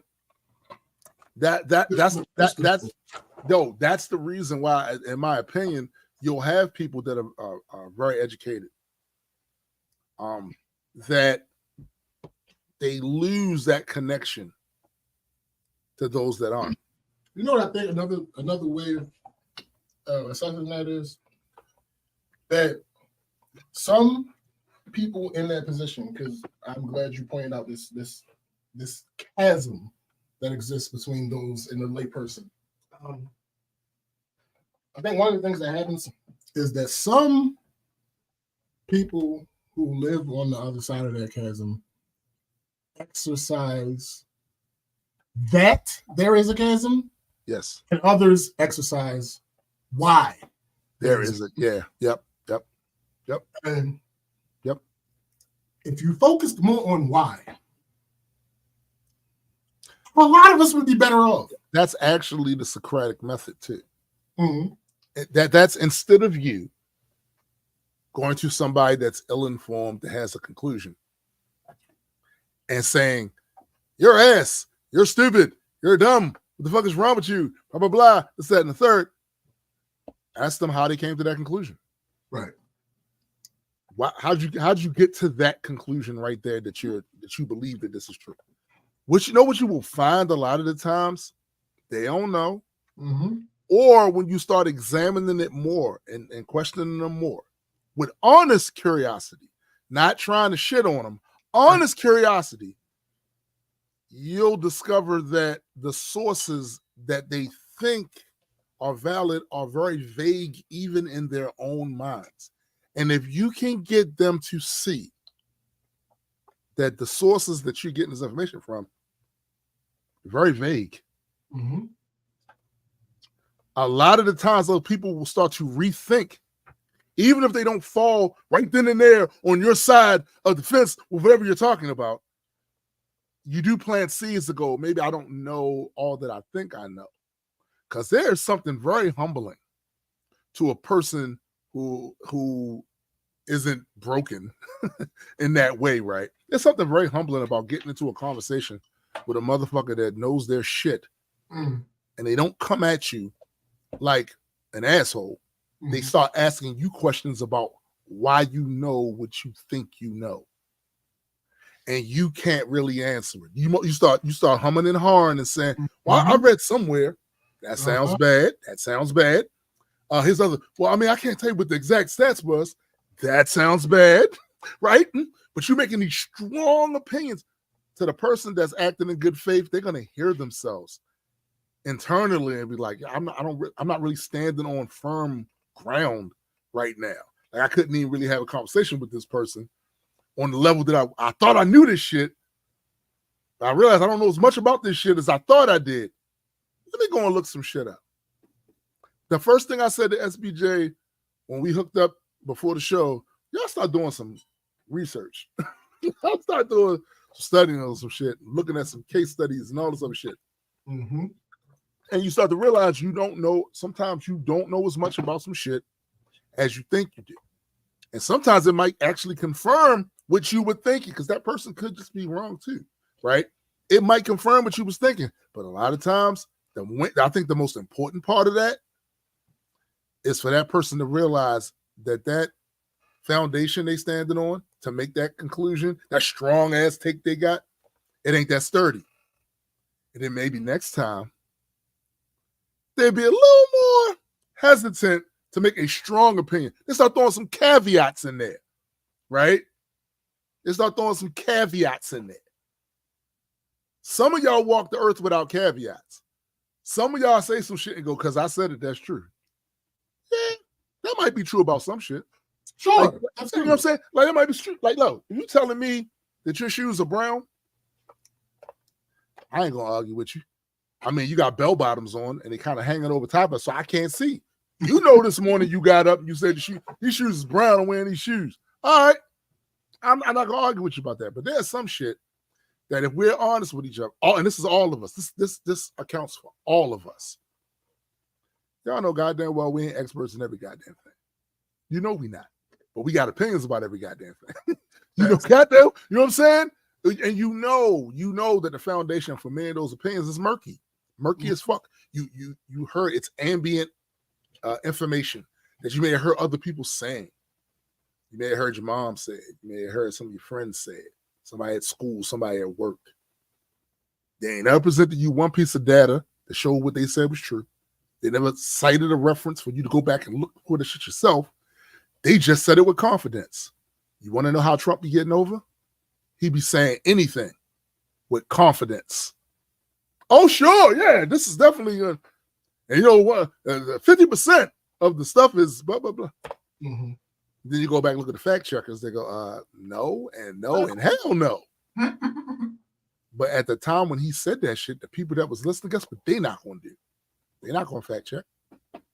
And then they going to spread that shit. So you probably heard some shit amongst your little bubble of people, and they all saying it confidently and strong, and they swear by their sources until you ask them what their sources are.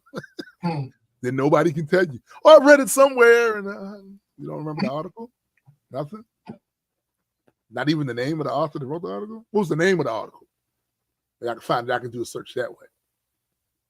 Then the first thing they say to you is, I ain't going to do your labor. You know, I like that sometimes. Right. But not when you're making these super strong ass opinions and calling everybody else jackasses for not knowing the shit. You know what I'm saying? Now at this point, I gotta pull your card. What's the source of that? Where'd you get that from? Everybody know that. Everybody. I don't know what the fuck you talking about. You know what I'm saying? I don't know what the fuck you talking about. It's too much of that. Honestly, it's too much of that. And if you want to know why the conversations between people have gotten so frayed, that's part of it. They've been water hosed with information, misinformation, disinformation, and real information. Water holes, all coming out, all at one time. And they catching splashback from shit that they didn't get hit with. It's from other motherfuckers that got hit with it. So they saying shit. And then, you know, your biases, it comes in to put you in the headlock. You know how many motherfuckers I see every day recently with recency bias? This is the new thing that just popped in their head, so this must be the... No, it ain't. Did you forget that this other shit over here was potent as fuck? Oh, but this is the new shit you impressed with, so now this is the greatest, or this is the most... No, that's just recency bias. That's all it is. It was the last thing your monkey ass mind wrapped itself around. That's all it is. Right. Some of y'all doing that with a lot of shit. And I'm not going to tell you. I'll never be the one to tell you that your instinct about empathy is wrong when you see babies being pulled from under rubble and trust me, that number higher than 40,000. Don't believe that shit. Don't believe that shit. That shit higher than 40,000. Your empathy is in the right place. You should be feeling like, damn, that's cruddy. Why we do that to each other? Man's inhumanity to man. Your empathy is in the right place. But sometimes the way y'all be going about that shit, it defeats the purpose. It does. Some of the things you're asking of people who have very little power, even where they live. Right. To all of a sudden have the power to stop that? Bro, we couldn't even stop the police from killing us like that. Right. There's a lot of shit about something on the other side of the world. On the other side of the world. The best thing motherfuckers could do is what they have done.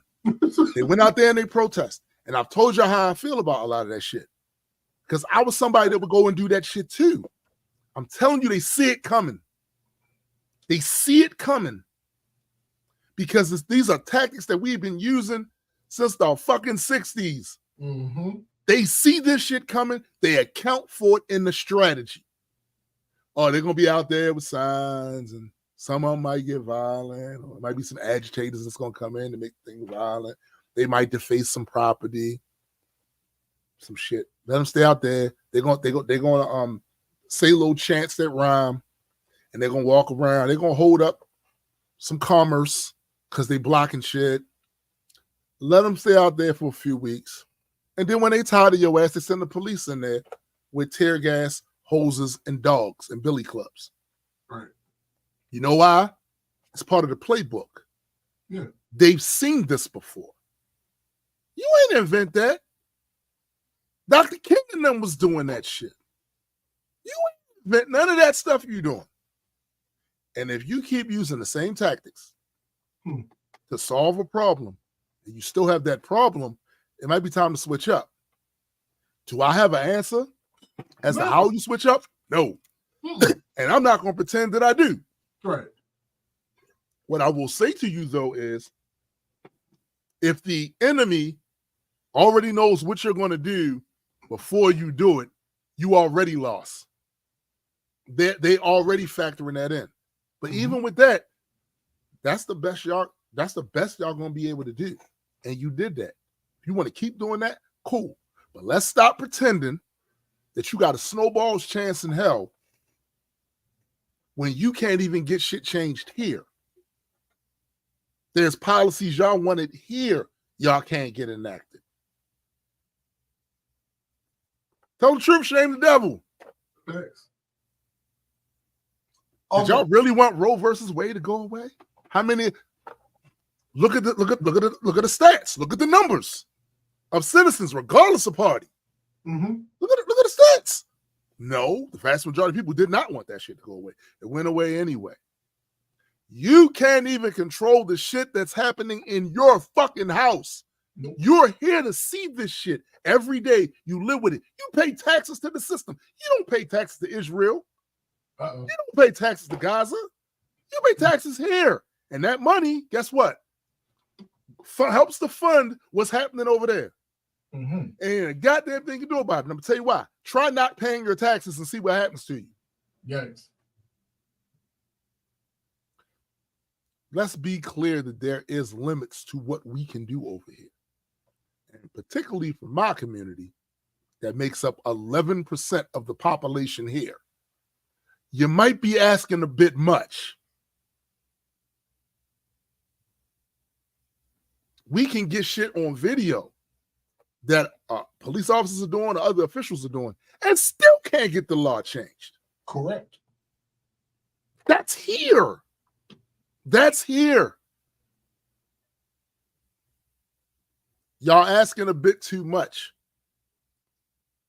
And I'm talking not for a lack of wanting to do, but that's not having the power to do. You don't.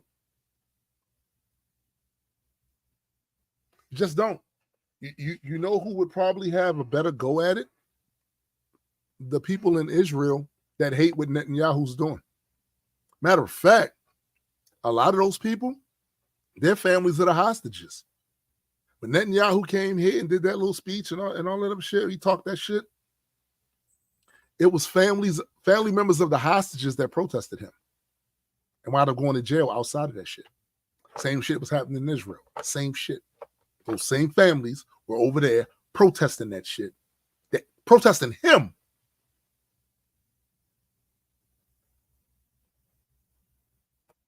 They literally have the narrative all on their sides. They are the family of the hostages. And they're ignoring them. These families have been calling for a ceasefire for months now. Months.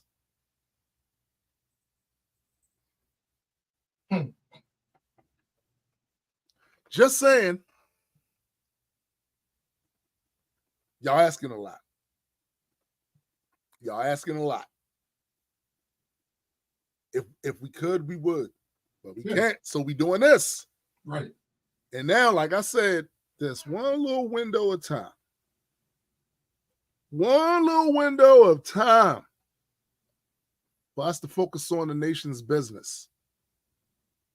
I can't wait for that shit to get me over with. Because trust me, nothing we do either way is going to stop. Yo, I've seen the videos of the shit coming out of the mouths of some of these Israeli soldiers. The shit they try. Trust me, nothing we do over here is going to stop that. Nothing. GA said, gotta ride first. maybe y'all doing the shit on the wrong end. Maybe y'all starting pencil first. We should be, but whatever, right? Whatever the case is, this ain't getting it. And it never did. Or at least most of it never did. Right. Because even when you negotiate to make those things happen, you ever heard the old saying that when you go into a negotiation, asking for more than what you actually expect to get. Because if you go in there asking for the exact amount, you're going to get way less. This might be one of those things. Yeah. Y'all going in. Y'all not going in hot enough. That could be what it is. You ain't going. Whatever the case is, you got to figure out something different because they see this shit coming a mile away. Then after they beat you over the head with the billy clubs, shoot water at you, tase you, sick dogs on you and shit, they're gonna fuck with your permanent record if you're a student. They're gonna fuck with your shit. You're gonna try to go into when you leave all that behind, and you ready to go into your field of whatever, they're gonna fuck with that. They're gonna fuck with that. McKenna says, "Oh, definitely, Tune. Even if the U.S. takes a hardline stance on it, there's so much hate coming from leadership, it might only delay." Yeah. I'm telling you now. Listen, are there things that our president of the United States can do? 100%. Or 100%. The question I'm asking you is he going to do it? Is he going to do it? And do you have the leverage to make him do it? Right. And when you look at your options that's available, who is more likely to listen to you? Nigga. To at least hear you. Yo. Also, another dumbass argument I saw. It's like, okay, well, it seems like you're attacking Kamala when you're attacking President Trump. And the response I saw was, well, Kamala is the current vice president. Which is again why I say y'all delusional as fuck, because y'all don't understand the difference between the president and the vice president. This motherfucker was the president. What are you talking about? What? Like, I get that. I get what you think that means. Right. That she's currently in power. But I don't think it means what you think. Let me tell you something about the vice president's power. This is the question I asked you, Joe. When I say, I start a sequence of questions. I go, do you believe that right now, currently, the Republican Party is running a candidate that is a threat to democracy? That's what I start with. If they say yes, and most of them say yes, how do you then square the circle with allowing this threat to democracy to get in office? How does that help your goals going forward? What are you prepared to do going forward if your democracy is splintered and fucked up and it's already, look, let's call it a spade, B.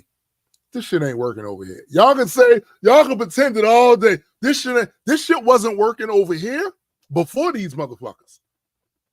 Before Biden, before Harris, before Trump, this shit wasn't working. Before Vance, this shit wasn't working before then. And you know it wasn't. You know it wasn't.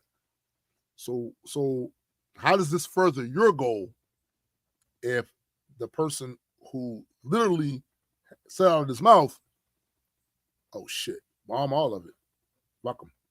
Bomb all of it. How does that help you? Right. I don't know how that helps you. Even if you say, well, it's the same thing, well then, all right.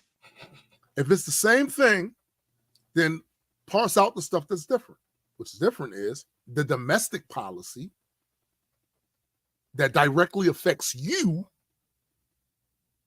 The other side has the stuff you say you like on the domestic side.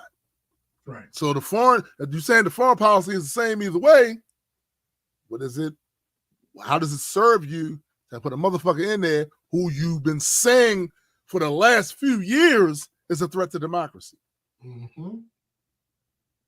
Those things don't seem to add up to me. Maybe it makes sense to you. Maybe it makes sense to you. That shit doesn't make sense to me at all. But again, like I said, do what y'all gonna do, man. Do what y'all gonna do. Y'all crashing out? I made a post a little while ago, said, please don't crash out before people leave. I just want to know, y'all crashing out? Are y'all crashing? Let me know if you crashing out. Let me know. That's what this is. The crash out, the big crash out. Those of you don't understand what that is. The big crash out is you give up. You at the point where you're saying, fuck it. Whatever happens after this just happens. When I was a younger man, a bit more hot-tempered, I I once held my older brother outside of the window of a 2-story building, our bedroom. Our older friend, walking down the alley at that time, was like, "You going to jail on this one?" He yells up the window, "You going to jail on this one?" I instantly snapped back into reality. Instantly. All that rage that was up in me, that had me knock him through the thing with the fan hitting the thing, and I got him over the thing like this, that went away. You going to jail on this one? Woke me up out of that shit. To crash out is to not allow that to snap you up out of it. Right. And you do that shit anyway. Fuck it. That's how a lot of y'all sound to me right now. Fuck it. Let it all burn. Okay. After it burns, though, and you're charred, and your family's charred, your friends are charred, and things are never the same, I don't want to hear the whining, the gnashing of teeth. I don't want to hear none of it because you said fuck it. Fuck it mean fuck it. That's what it means. It means that's it, no more. It's over. What's that shit Superman would say? This ends now. Right? Right. That's what it means. This ends now. So when it ends, be comfortable in that. Lay in that void of nothing. Right? Lay in that. Lay in that. And you should stand 10 toes on it. Go ahead. But I know you're not. Nah, ain't no way. Because you first world. Yep. Because you first world. And when that Uber don't come, you mad. Or get here late, you mad. You first world. And you know you first. Stop acting like y'all gangster like that. You're not. It's a whole different level of gangster here in the United States than in countries that don't have the same type of economy, infrastructure, whatever. There's a whole different layer of gangster. Completely. Some of that shit I see you motherfuckers asking for and angling for, you don't really want. Like the motherfuckers I see on the far right talking this Civil War shit. You don't want that shit. You talking crazy. You don't want that shit. You take what you motherfuckers like. Take what you like. Take that nice ride to the beach. Take what you motherfuckers like. And we going to the restaurant tomorrow and celebrate the birthday. Man, they had balloons and shit. I'm gonna tell you what you motherfuckers like. My favorite show about to come on. I'm about to binge watch it. You know what you don't want? No services. Because niggas out there fighting with RPGs and flamethrowers and shooting and shit blowing up. And now you don't have no electricity in your house. When you motherfuckers get into an electrical storm and it take your shit down for a few hours, you are losing it. Thanks.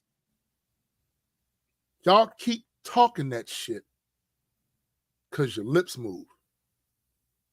That's it. Y'all don't want that shit you think you want because you first world. In case you don't know what that means you're soft. Soft. Stop acting like you really want that crash out. You don't. AWTFT. Stop it. You don't want that crash out. Y'all don't want it. Either that or you don't believe it. You don't actually believe that that's a crash out. You don't actually think that this person that y'all been saying for how many years is a threat to democracy is actually a threat to, you don't really believe that. You just talking shit. This is rhetorical shit. This is a way of putting that in the zeitgeist, right? So that you can get as many people to believe it and feel a way about it and activate to do something about it. Say that then. But don't front to me. Don't front to me because a lot of you motherfuckers never knew what it was like not to have no food in your refrigerator. Don't front and act like you about that crash out. You're not. Keep that shit 100. You're not about that shit. You got clean clothes on right now. Facts. After you watch this show, guess what you're going to do? Binge Supercell or one of them other motherfucking shows. Stop it. Stop it. Stop acting like y'all want that shit. You don't. You soft. I know you soft. Come on, bro. You baby butt. We not all that's that super. This is the thing. Some of y'all have y'all politics is so influenced by movies y'all done seen and these character actors, you know what I'm saying, that played. I'm Che Guevara. No, the fuck you're not. No, you're not. You ain't Malcolm, who went out on his sword, on his shield. No, no. Y'all stunting hard right now. I see y'all all on fucking X and all these other stuff. Y'all stunting hard as shit right now about I'm a revolution. Y'all all sound like Seth Rollins to me. All of y'all sound like Seth Rollins to me. All of you. I am a visionary. I am a revolutionary. Nigga, you just got on high heels. Stop it. Stop it. It's cat. And we're going to have to stop the cat. Can we stop the cat for 80 days? No. Just for 80 days, right? No. Can we stop the cat? No. No? Cool. All right. Commence with the crash out. Let the crash out begin. Go ahead. Do it. Do it. You don't got nothing to lose. It's over for you, right? Your way of life is all fucked up now because you didn't get what you want when you wanted it. Right? Yeah. Go ahead and do it. Crash out. Do what you're going to do. But you know what you're not going to do? You're not going to get me to waste more time trying to convince you of something like, go ahead. Do it. Yeah. Oh, you playing Russian roulette? Squeeze that bitch. Let me spin the barrel for you. Spin the barrel for you. Go ahead. Do it. Do it. You're a pussy. Do it. I'm waiting. Put your head right under that guillotine. I dare you. Go ahead. What you waiting for? What's that shit in Lethal Weapon? Where Danny Glover said in the first Lethal Weapon? Put it in your mouth. Don't just nibble on the barrel. Don't just nibble on the barrel. Do it. After you do, though, after I done riled you up to do it, I don't want to hear nothing else from you. I don't want to hear nothing else from you about none of that shit. Any of the consequences, I don't want to hear that from you. You whining about consequences now? People was telling you about consequences then. Nigga. We saw y'all in 2016. You should have seen the consequences. we saw you in 2016. Y'all, the crash out. Mm-hmm. You lost Roe versus Wade. Go ahead. Keep it up. Keep it up. Reproductive rights torn asunder. Ripped apart. Affirmative action. Gone. Get shit out of here. Get it up. Go ahead. Go ahead. Go on. Do you. Do you. Because I'm telling you right now, damn, I wish I could remember the name of this historian. She wrote that book, but she was basically saying 250 years. That's when empires be going through these transitions. We at 247. Go ahead. Make my day. Man, you better tell. Look, GA, you better tell. They don't. They saying they do, but they don't. Y'all motherfuckers running around here acting like y'all really want your street, the neighborhood you grew up in, to look like a street in Yemen. Go ahead. Go ahead. Do it. It don't exist no more.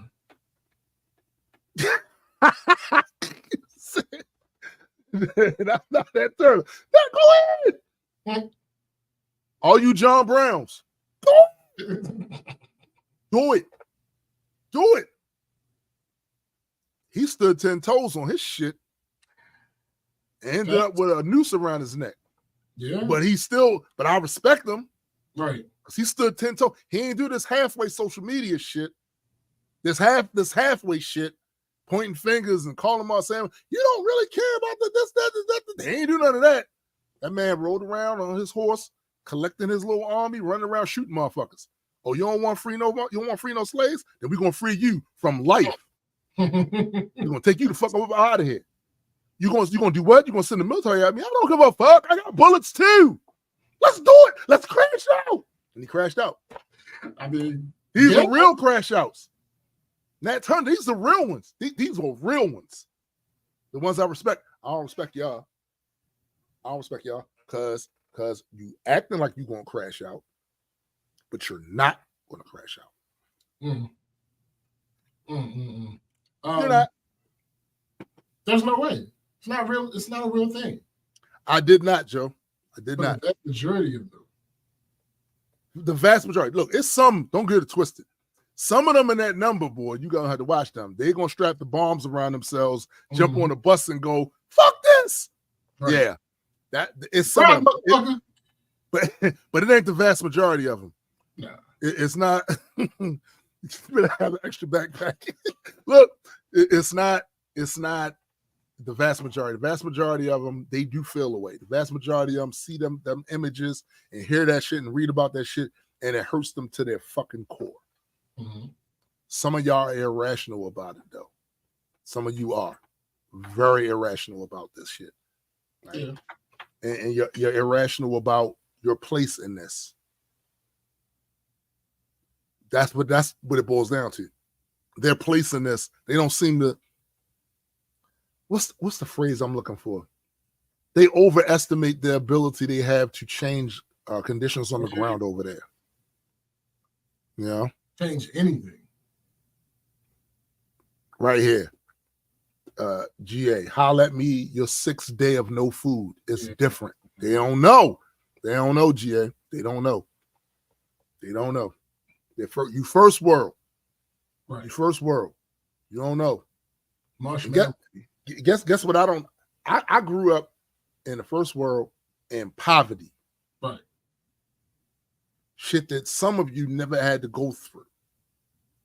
It was ass.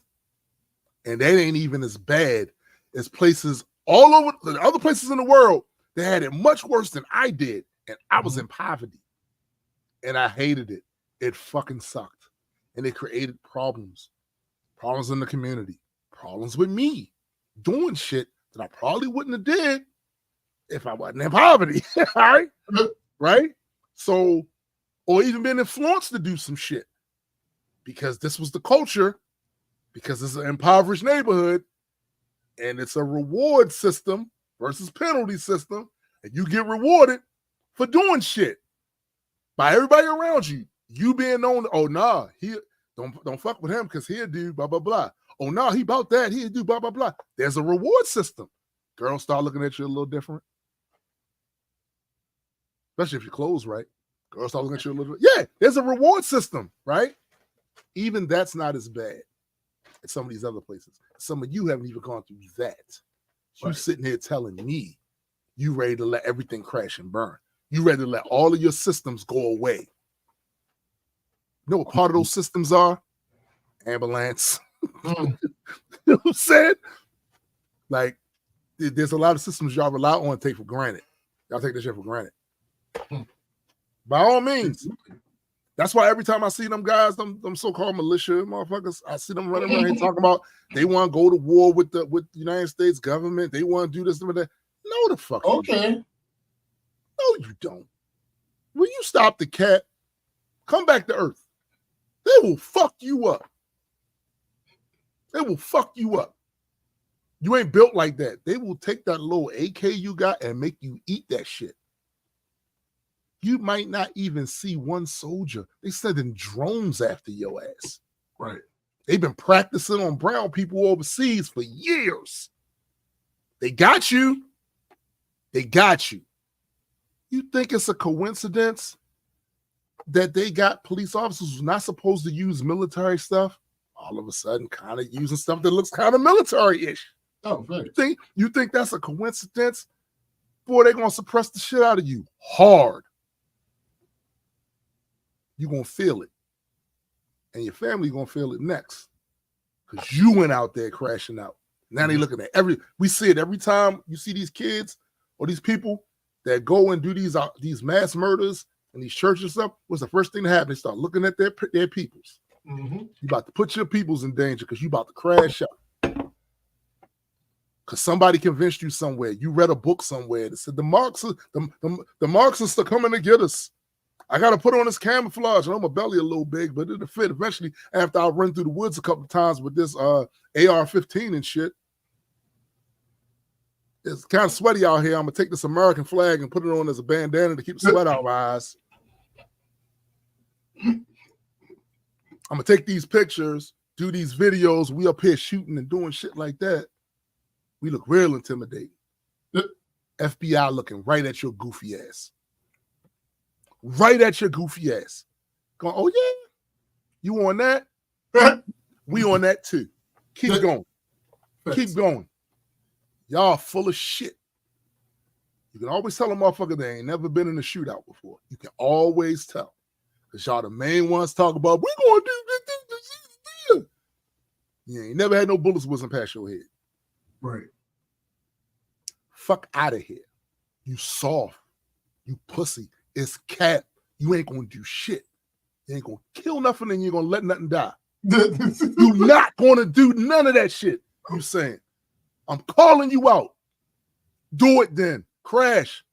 Go ahead. Go ahead. I want to see it.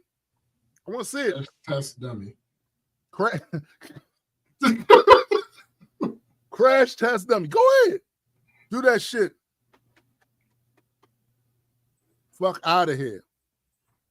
Yo, this right here. I wait for them to catch up. They betrayed Nat Turner. I'm not. Yo, exactly. Because while you sitting there talking all that revolutionary shit, classic example. Who was the dude that was supposed to be running the Proud Boys? The Afro-Cuban dude. They gave that nigga 20 years. Yeah. And to quote a Twitter commentator, the rest of them motherfuckers didn't give a good goddamn. Oh, no. About none of that shit. He crashed out. He started talking that overthrowing the government shit.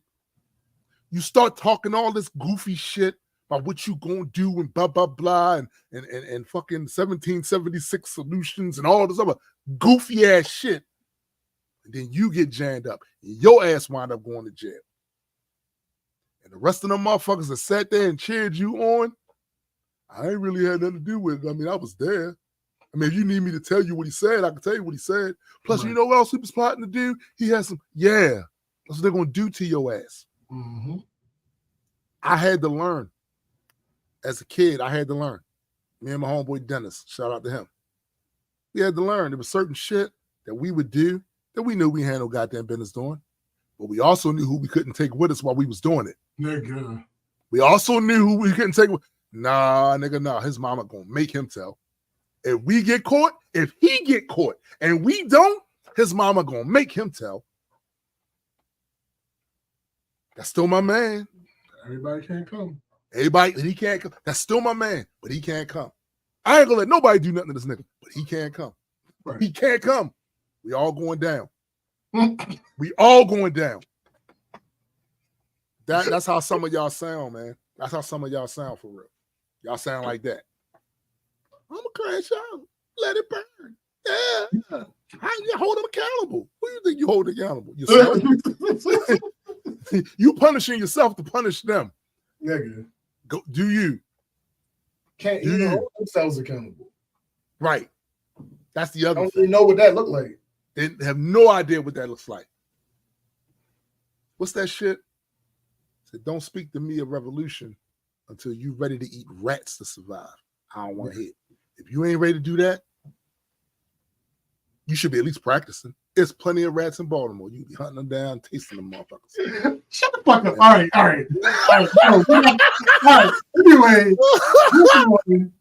All right. So, God damn it. I'll read the tweet. Read the tweet. And then I'll explain. As a woman, hating Tracy Ellis Ross says a lot about who you are. It's a huge character flaw. Now, where did this come from? I know exactly what you're talking about. A picture of Tracy Ellis Ross going around where I think she's in the mirror, and she's topless, and she has her nipples covered with her arm. How old is she too, by the way? Just put 50-something. Looking amazing. So, let's get into the dumb shit. There are several people who quote tweeted that Tweet. This person says, as a witch, that woman has a disingenuous and unsafe aura. Sorry. Wait a minute. Whoa, stop. As a what? And here's the thing. Here's the thing I hate about this take, right? Because I've seen this before, right?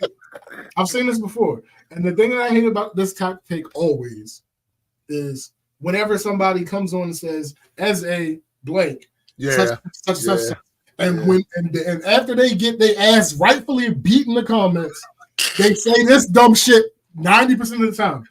Not me saying that lady got bad energy, and now here y'all comment as her fans spewing bad energy. See? No, we're not doing that. We're not doing that.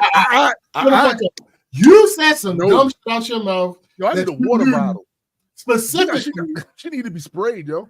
Like, what the fuck? Specifically, her fans were not going to take well. It was on fucking Twitter. What did you expect was going to happen? That's not how it works. That's not proof of what you said.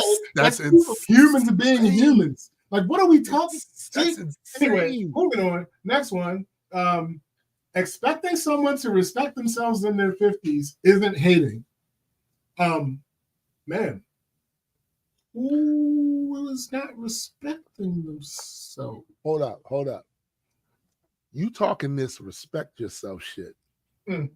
Allow me to ask you, have you accomplished in life what Sister Tracy had? Shut the fuck up. Not even you know how much work it takes for her to do what she does, and the shit she had to put up with, and the shit she had to say no to. Like, no, fuck that. Trust me, she got self-respect. We not doing that.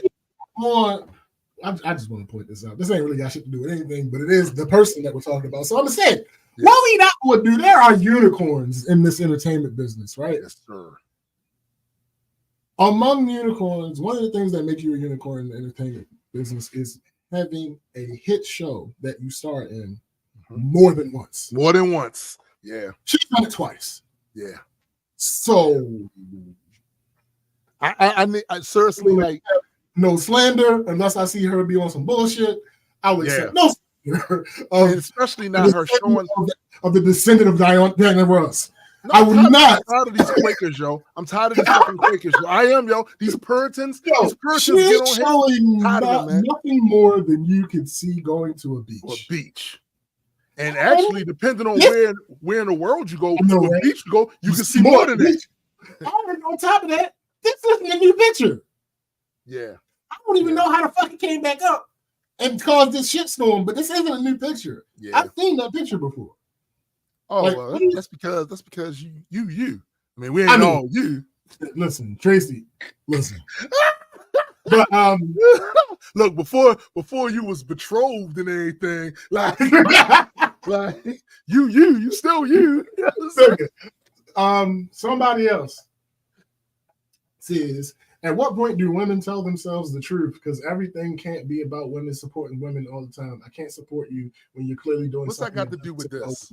What that is it? Why with you? What are you talking about? What's that got to do with this? What did she do? What did she do that was she fucking her life up? Is that what she doing, shorty? That's what she doing? Her life fucked up now? What she do? What she did? She took a pic? Oh, how long ago? You said you done seen that shit a while ago. Oh, no. This is a butt. Gotta be. Please explain. There is, so I went to that media, right? Because here's the thing. I don't fat shame. Me either. I don't ugly shame. I don't do those things because ugly shaming is weird because ugly is largely subjective. Fat shaming is like a step under all of the other shamings that people do. I hate when people try to make it sound like it's the same exact thing. It's not the same exact thing, but it's close to some of those other shamings that we deem immoral. In a lot of situations, there are certain times when people can't control anything about how the weight on their body sits, right? So I don't fat shame because of that reason. However, what I have noticed is there are a lot of times when people speak out about Black women showing off their bodies, oftentimes it's people who historically no one would want to see them showing off their body. So I just went to check to see if that exists in this situation. And one of the photos that I see is a photo of a woman in a bikini, ass facing the camera. So ass is completely out because it's a bikini. And that usually happens when you have bikini. The side boob, right. You see the side boob, pretty much everything but nipple. So more, quote, egregious than the photo that she's talking about that she doesn't agree with. But you posted this picture. Yeah. It's not of you, but you posted this picture. Posted the picture. You had no problem with that either. With the caption, timeline sleep. Now, for those who don't frequent Twitter, what happens with a lot of people when they caption something timeline sleep is generally something that they are posting that they want attention. Yeah, exactly. So, again, number one, this ain't you. But, number two, you posted this. So, I don't want to hear, something that doesn't sit well with you. Wait a minute. What don't sit well with you? I'm trying to figure this out, yo, because you're trying to figure out what doesn't sit well with her? I'm going to get to it. She posted I know what it is. A clad picture of somebody else to get attention. Yeah, no, it's not about that, though. I know exactly what it is. And it goes to the main tweet that was actually going to be the actual dumbass. Mm-hmm. It's not hate, but y'all wouldn't be weirded out if your mommy was that age posting that shit. New gen mom. She your mommy, nigga? Your children, because that's so strange to me. The time for her posting pics like that is over. Simple. She's definitely still a fabulous woman, though. All right.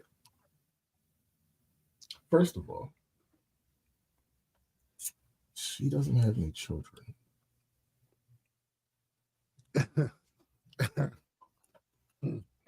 So your entire argument is moot. No children. Not a single one. Hold up. That's a grown-ass woman. Don't know what the fuck she want to do. Grown-ass woman. And she ain't break no terms of service. Clearly somebody who equates parenthood with age. Like, she age shaming too, by the way. Yeah. She age shaming. Her time for this is long gone. That's what she doing. What? Does that sound like you? The time for her posting and secondly, is over. That wasn't that ain't your mother. Shut the fuck up. Right. Like, and somebody said, no, she's literally Gen X and she's childless. What are you talking about? What? What are we talking? Leave this damn lady alone. Yeah, for real. You worry about the feelings of an imaginary child? That's all you have to do. Because, that's effectively what you're doing. Mm-hmm. You're worried about the feelings of an imaginary child that does not exist at all. I don't. No, I'm gonna tell you what she's doing. She's not only minding Miss Ellis's business, she's minding the business of an imaginary child that doesn't exist. Like, you are in everybody's business right now. Mind your business. And I hate the person, just to show you how nuanced I am. I hate the person that over understands and over takes a point and runs with it. Somebody said, seeing a lot of people say she doesn't have kids. Even if she did, she's a person fully in control of her body and can do whatever she wants with it. If my mother or aunt choose, I'd be cheering them on. Why is this discourse? No, I don't believe that. Because that's what the fucking tweet says. Right. It's just that simple. You're over analyzing this for no reason. The tweet said, would you want your mother posting something like this? You shut that argument down completely when you state the fact that she does not have a child. Right. She is not a mother. Period. End of story. Nobody is saying, let me rephrase this. I didn't see a single reply that said, yeah, you're right, but she doesn't have a child, so it don't apply to her.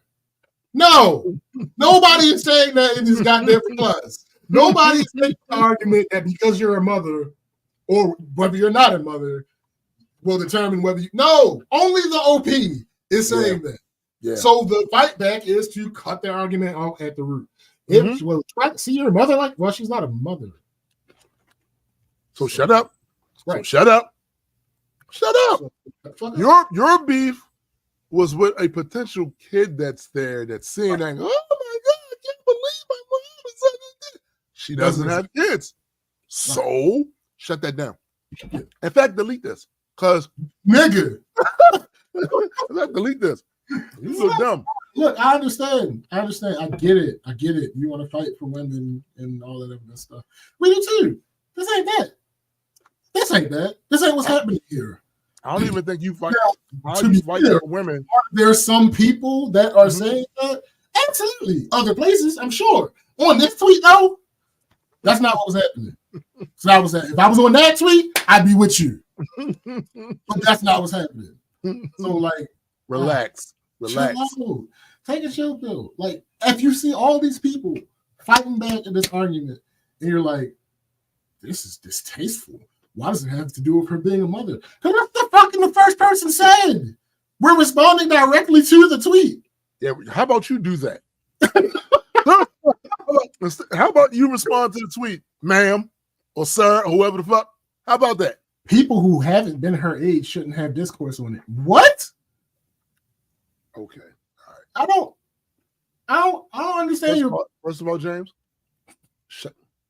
right, clearly.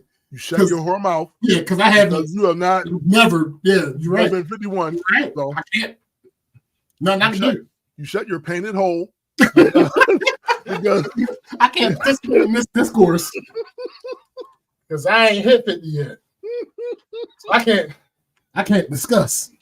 I'll take it from here. Like, what the fuck are we talking about, lady? Chill out. Relax, all right? Relax over there. Coming to her defense is one thing. Absolutely, because that's where I'm at. Yeah. I'm on the side of defending Me too. her decision to do this thing. However, this isn't the argument that's being made right now. Right. We're you know what I do sometimes, and I know this is weird. Sometimes I keep scrolling. Like, no, seriously, hold up. When I see some stuff, I'm like, I don't really be fucking with that right there. I'm just gonna keep scrolling. I just keep scrolling. I don't stop. Do this whole dog and pony show about how she's disgracing all children everywhere that have ever been born at any point in time. And this, what? Somebody posted. Somebody posted a picture of Diana at a concert in a lace shirt with her nipples. Yes, she 100% used to do that, yo. Like, hey, 100% used to do that. This is Tracy's mother, Diana Ross, a 47-year-old wearing a muggler top that shows her breasts. At that time, Diana had a 3-year-old and a 4-year-old toddler sons at home. Leave Tracy alone. She's her mother's daughter. Stop trying to police women's bodies. Your shit is invalid. Yeah. Your whole shit is invalid. Yeah. I just like, what are you talking? I tend to, like I said, a lot of times with a lot of shit like that, I just tend to mind my business. Like, and especially when it comes to that, because that's not my body. That's her body. She do the fuck what she want to do with it. I ain't got nothing to do with that. What she eat don't make me shit, right? Yes. So if she going on there and she wants to do that, cool. I'ma look. You know what I'm saying? I'ma look. You know what I'm saying? Like, but I'm gonna mind my business. I'm not even gonna post a complimentary comment. I'm gonna look, go, and keep going. Yep. And keep going. 1000%. Y'all in everybody business except for when you should be in your neighbor's business. Right. Your neighbor out there got a problem, shit fucked up for him, and you walk by like you don't even see that shit. Y'all funny about that. Y'all all for the public engagement when it comes to shaming a motherfucker, talk some shit to a motherfucker, and all that other shit, right? But when it comes to actually helping people, well, I don't know if I could do that. I'm just minding my business. All right, do that on the other shit too. Mind your business on the other shit too. And see, I hate this other type shit. I'm not even gonna get too deep into it because I don't want to get in trouble and I don't feel like explaining it. I said what the fuck I said. So I'm not gonna say everything because I don't feel like explaining it. But somebody talking about my mother has and where's that? My mama has and I was my mama. My mama has, and I was the only one and I was the one taking the pic. Can't stop the bad bitch from being a bad bitch. Man, I'm looking at you. You don't even qualify to use some of the words you used in that response. My bad, Joe. I had to chase a cat from off a chair, trying to rip the goddamn new chair up. Ain't nobody got time for that. Yikes. But yeah, you don't even qualify to say some of the words that you used in that tweet. So I'm not even gonna. My mama did, and I was the one who took the pics. You can't stop the bad bitch from being. What the fuck? Shut up! Shut up! Stop! You are the palest things I have ever witnessed with my two eyes. Can we stop? Can you please? Like, I just want people to the palest 24-year-olds. You know what? I want to stop them from being people. Like, stop being people. Well, I mean, no, I know them. I'm like some of them other motherfuckers that they want shit that they can't do nothing to change. So you know what I'm saying? I'll give them the benefit. If anybody's going to be able to get out of it being this people thing, I should yeah, those bullshit. I should be else. The fuck? You out of here right now, my guy. I don't and will never understand. I won't either. The expectations that you motherfuckers put on mothers that have nothing to do with being a mother. You know what I realized when I got to a certain age? I found out things about older women family members. Mm-hmm. And I came to the realization that, and this is going to fuck you up. Huh. Did you know that your grandma, your mom, your aunts, they was people? Interesting. Like, they made mistakes. They made decisions that you probably wouldn't have. And they did certain shit that made you go, oh. Now, I know when you're young, you look at your mom, your grandma, your aunt, them as sainted. These are sainted women. What are y'all talking about? They wouldn't do. Yes, the fuck they would. Yes, the fuck they did. All right. I think that's when you first start to mature. It's when you realize that. Like, no, probably did do that. I don't even think about, but it's the real thing. Yeah. Of course you don't want to think about it. It's the facts on the ground, my guy. Once you realize, you was okay. All right. Well, hey. Actually, it makes you not feel so bad about some of the choices you made. You know what I'm saying? Right. You know? I don't understand it. I never will. I don't seek to. Like Jerry said to CK and Chris Rock and all Perfect them. Response. I do not find the humor and I don't seek it. I don't seek it. Yo, has anybody ever in the history of all of that shit said something so profound? No, I don't think any. I think that is the best answer on that ever. Yeah. Like, particularly from a comedian's point of view. Like, right. I think that's by far the best anybody. I've never heard anybody else in that same situation make a better point about that. Well, no, yeah. I don't find the humor in saying the N-word, nor do I seek it. Like, but you gotta look at it like this. No, I actually don't. No. Seinfeld. You know how much money Seinfeld has? I think he's all right without doing that. Yeah, I think he's all right without doing that. He ain't gotta do that. No, you gotta do that. I mean, that's what you think. To be clear, they even don't have to. That's the worst part about it. He believes he does. Ricky didn't have to. CK didn't have to. Nope. It is what it is. Bro, niggas get slapped every day, B. So that was ass. With that, I will say.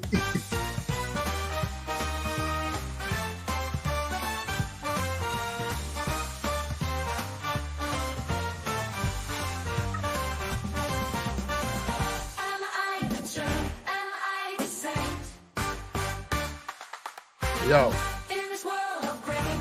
you need to get Ray Gun up here. Shit.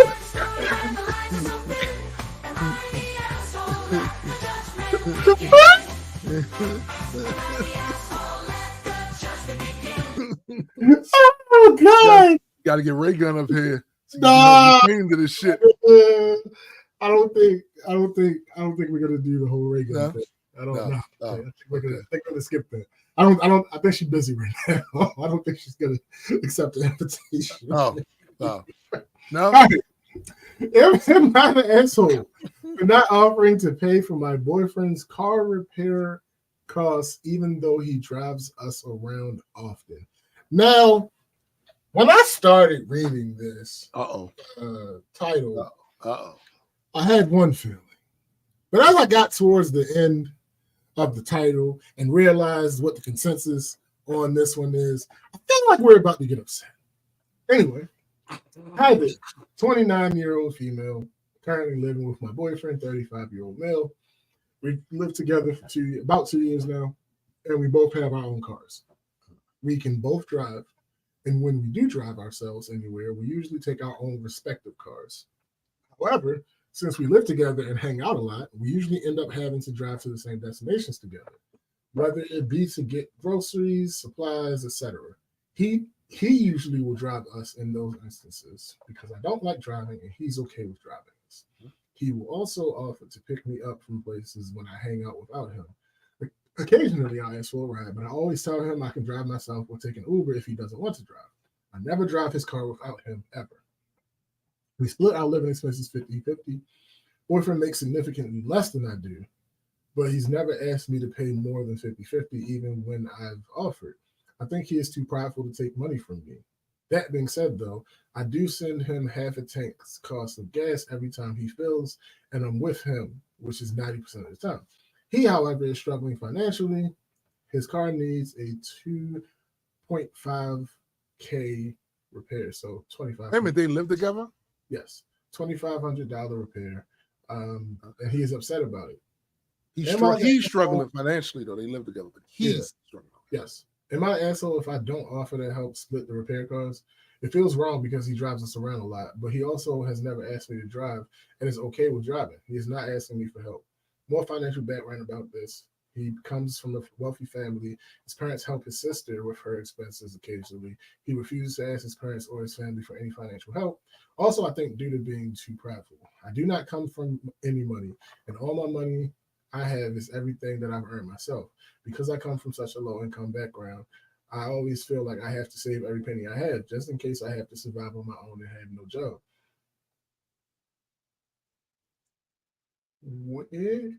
That's it. She adds a caveat that she pays more in groceries and sends him. Oh, she said that already. Okay, so I feel better than I thought I was going to feel about this. Okay, I do too. I still feel like she's the asshole. I do too. If you make she just said too, I'm trying to get this clear. He hasn't even asked her to help with the car. Yeah. I feel like if you are in a relationship with someone, fuck all these fucking roles that society and social media say about what that should look like. Thank you. If you are in a relationship with someone, you are their life partner, you claim to love them, and you share space with them. Yeah, that's permanent space. You live together. I kept asking. Then, and you make significantly more than them. Her words, not mine. Yeah. And he drives you around most of the time, regardless of you having a vehicle. Yeah. He drives you around. Even when you go out by yourself, he offers to come pick you up. He doing all this offering. You make significantly more money. He doing all this offering because he sees you as part of him. Yep. And y'all live in the same house. That's why I asked when she said that we live together. Yeah. He's struggling financially. Right. That's weird. That's wild to me. That's weird. Like, what do you mean? And that, listen, I've had roommates that I had no sexual or romantic interest in at all. Right. And if they were struggling, we were struggling. Because what same house? You talking about? Yo, I like, but you know what? That's very revealing, yo. Because it seems to me, just from her description, Chrissy saying she better get ready to drop herself and him around if she don't help. Facts. But it seems to me that he in it for this, and she in it for this. Like you here, I'm here, live in the same house, but right, maybe because nigga, like I don't understand. Let me phrase it that way. I don't understand. Talking about I didn't come from money, so pardon me, as a guy. You're an anomaly. No, not that. That's true too. No, that's true too. Right. That's true too. But also, as a guy, if you want to lean into fucking gender roles, because you said as a guy, right? Well, as a guy, you're supposed to be the more practical one.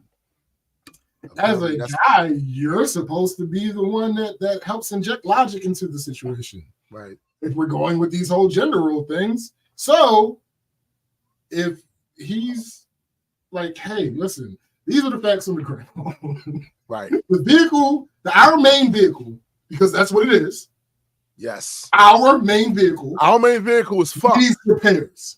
Yes. The way that things are set up, could not currently comfortably fix that issue right now. Right? Yeah.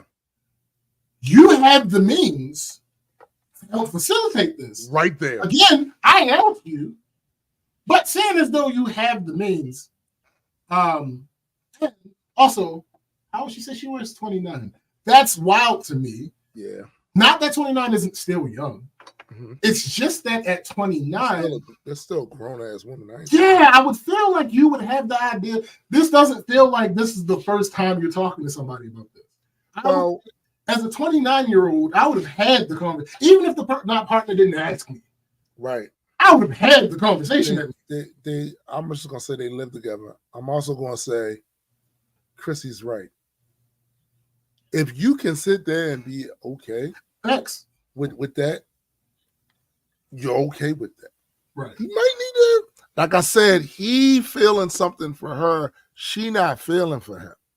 That's what I see. Like. Yeah, that's what it looked like. What do people say? What they say? Well, overwhelmingly, she's been deemed the asshole. But let me see if I can find a not the asshole.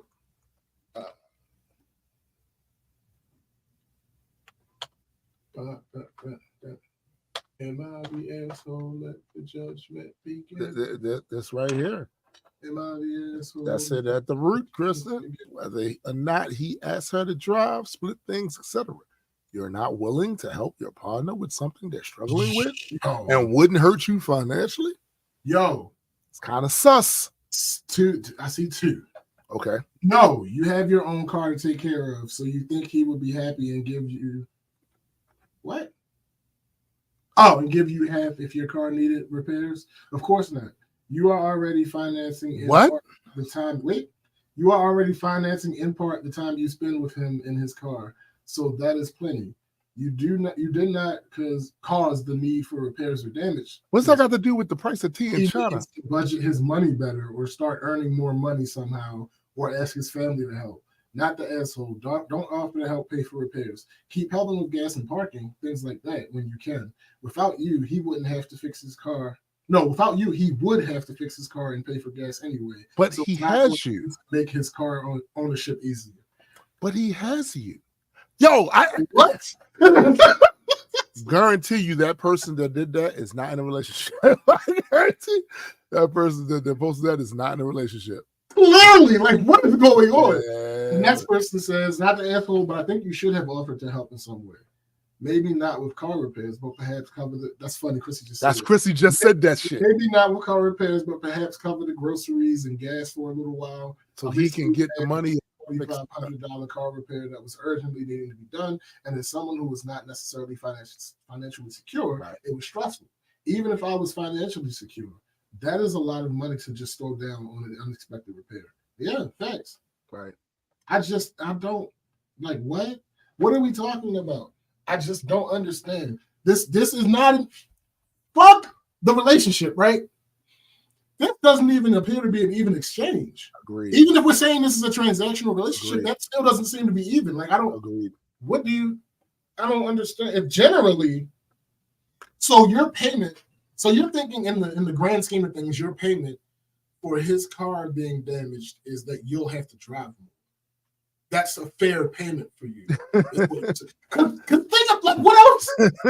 Like if we're approaching this as a strictly transactional situation, your payment for this thing happening is that you'll have to drive him.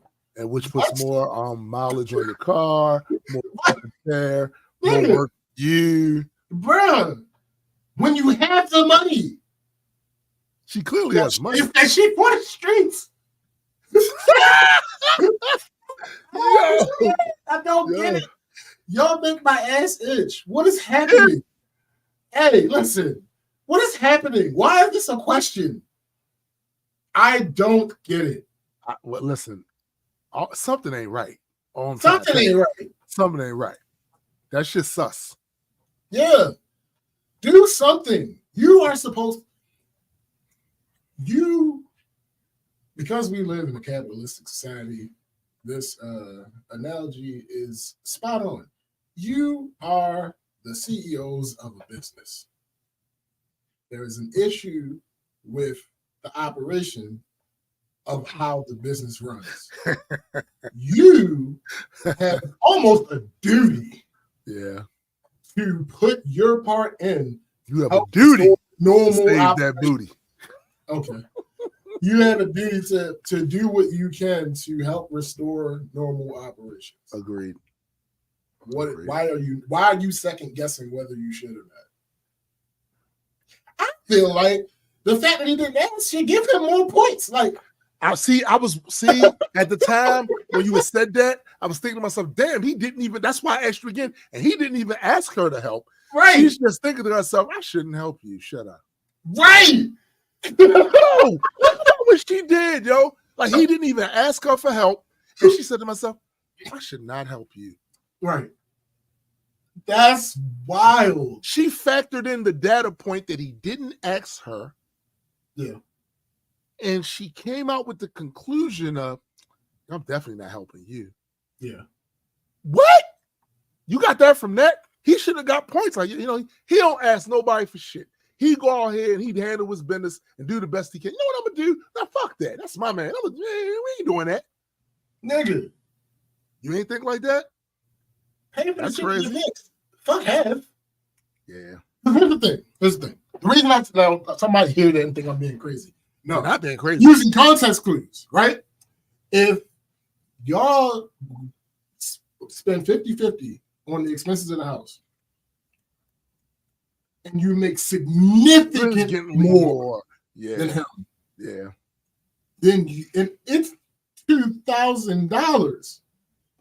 It ain't like you need to buy a whole new car. Yeah, it's $2,500. $2,500 to get his shit fixed. Get it done. Like what is going? He got you on the back end. Especially when you clearly have money saved because you said I come from lower poverty, blah blah blah. So my concept in my head is save all the money I can. So you clearly have money. You got saved. money. You got. You can sneeze that $2,500. You scratching over there. We know you scratching. You scratching over there. Yeah. That man drives you around. Chauffeurs you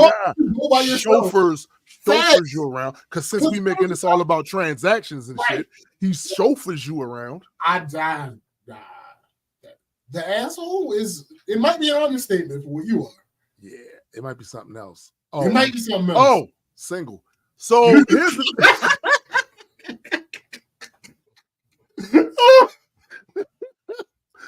yo, that man didn't even ask, yo. That's disappointing. That's extremely disappointing. Wow, yo. Wow. That's extremely disappointing. Yo, I'm mad for a different reason. So I can reveal now. The reason I thought I was going to be mad is the way that it was shaping up based on reading the title. I was thinking that the comments was going to be on some misogynist shit. Yeah, same. So now that I see what it was, it's like, nigga, damn. That man out there trying to make things happen. This is the other thing. I hate when people say he need to go and make more money. Yeah, because money falling from trees and that's easy. That's easy. Yo, I really want motherfuckers to really. Wow, I never thought about that. I should just make more money. You know what? That's what the homeless people don't be thinking about. They never thought about. You know what? If I made more money, I wouldn't be homeless. Right. Never crossed their mind. Get the fuck out of here. All right. Am I the asshole for potentially ruining a friendship over her not taking me to see my grandma at a care home, despite helping her have somewhere to stay? Context: I've lived abroad for 4 years, been best friends about 10 years as we grew up in school together. She has been by my side through some of the darkest times, including when I was 14 and lost my dad. Even came to his funeral to support me. Came abroad to my graduation in November 23. I've come back to my country for holidays for 3 weeks. She's having a rough time at home and lives far away from the city in a village. Stayed at mine for about 3 or 4 days. I haven't seen my grandma, who was in a care home, in about 8 years, since my dad died due to various reasons. My half-sister offered to go see grandma, but couldn't pick me up from my city as she lives further away. Getting the bus will require going at 3:30 and getting the 9:30 bus back, since it's the only bus that passes by. Problem was, my sister said she would need to go sooner, so I'd wait at the bus stop on my way back for hours. Asked my best friend if she could take me to the care home to see my grandma, and I would pay her gas, and she said she has plans. I asked if it was having coffee with her other friends, and she said, yeah. I sarcastically said, sounds important, and expressed I was a bit upset that despite me helping her out by letting her stay at my place for days so she doesn't have to, 1, sleep on the sofa at home, and 2, spend loads of gas going from her village to the city whenever she wanted to see her friends while she was at my house. And after that, we became distant and she left. Am I the asshole here? I tried texting her to talk, but she seems to be busy. I'm especially pissed off because these friends she sees almost daily, and on Monday, they're going to a villa together. I think she's trying to bootlick one of them, considering they own a house now, and she wants to move in with them as she has issues at home. I'm just genuinely frustrated. She put having a coffee above helping me out this once, and I haven't been to my country in 2 years on top of everything. I'm truly pissed. On one hand, I don't want to ruin our 10-year-long friendship over this, but if this is the treatment I get and being used as a hotel for her to go out with her friends, okay. Yo, so my thing is, you said this girl had been with you through some of the darkest times Nigga. of your life. Dark. Grandmother wasn't about to pass. It wasn't none of those type of things. She was sick in the hospital. She was just in one of those, homes for older people? Mm-hmm. You can't give her that one? Right. That one. Yeah. I would like to normalize not taking people for granted. Yeah.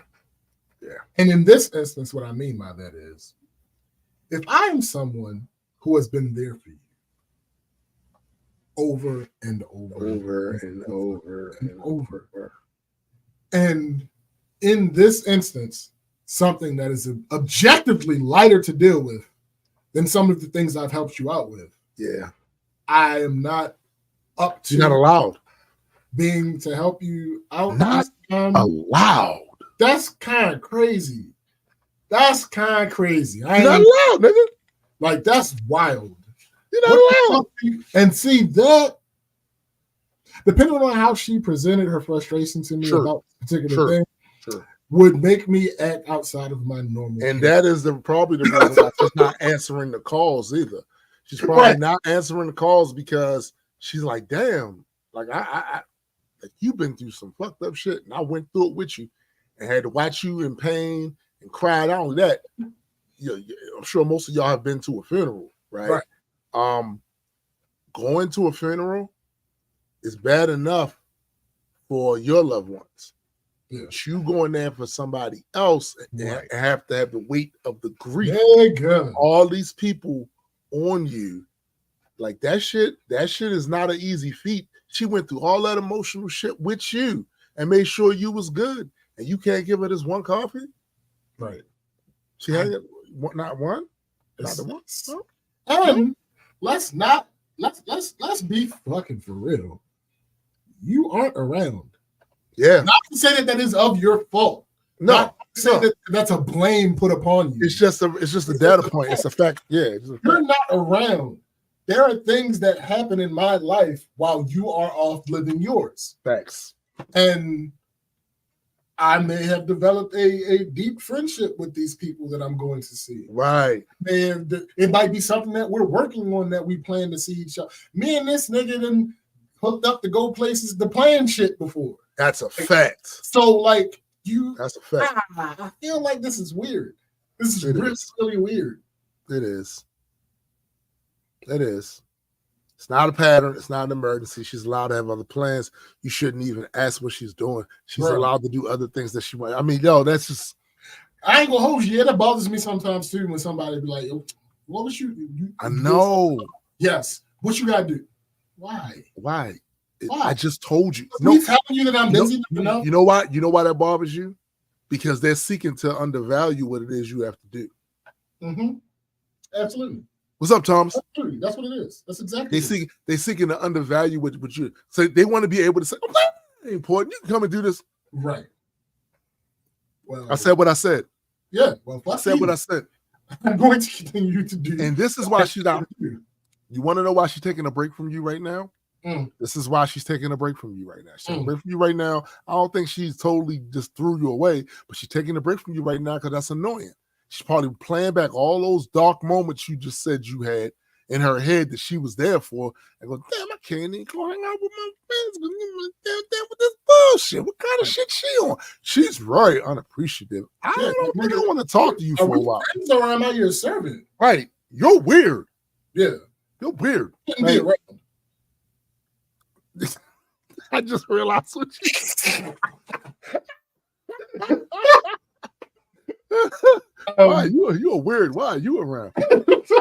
So, only one person said not the asshole, and they didn't actually give an explanation. So, right, everybody else is like, "What are you doing?" On the same, yeah.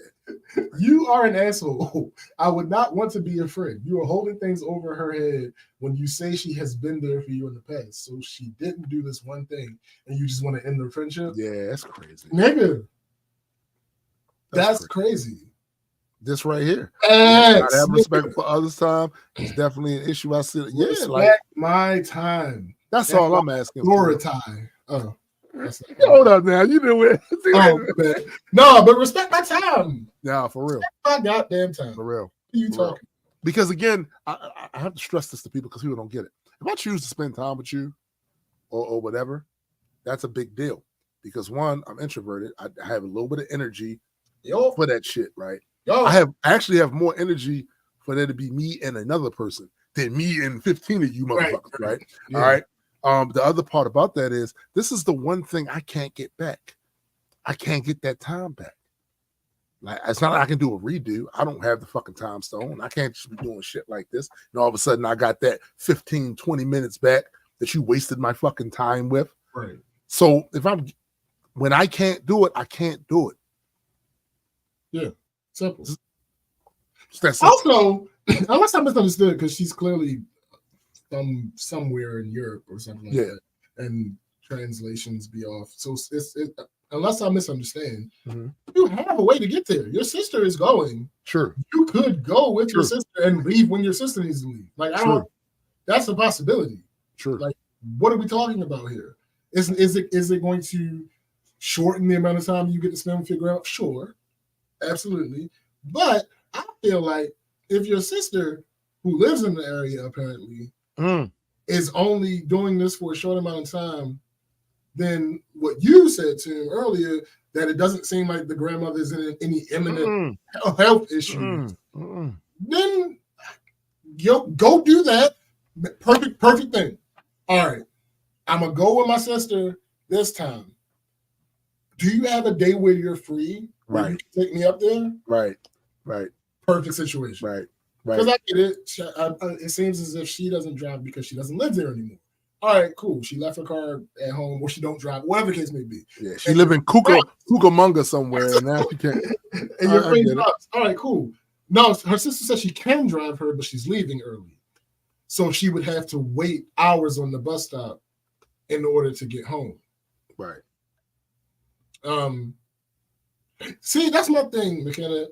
I don't care who the plans were with. Like, I have plans that prevent me from being I have plans you want me to do. I have plans. Because you're my friend, you can ask, but it's not your business to know what I'm doing. What my plans are that prevent me from being able to do what you want to do. Like, and you know what? I didn't realize how much of a pet peeve that was of mine until you just said it. But I do tend to bristle when I say, nah, I can't do it. What you got to do? Right. Yo, if you don't step the fuck off right now, you don't step the fuck off right now. Who do you think you are? Who are you talking to? Now, the caveat to that I will give is if you and I had plans to do something, yes, and something pop up, yes, that's different. You asking me what happened could easily be taken as you being concerned. Exactly. Yo, you good? What's up? Right. What's going on? Right. And also, relationship status. If you are my significant other, you absolutely can ask me. Oh yeah, that's different. Yeah, no, that's different. Okay, here. Right, I'm going to do. Yeah. See, it's funny about some people are really funny about that with their significant others, yo. I'm like, yo, you do realize that's your people's. Right.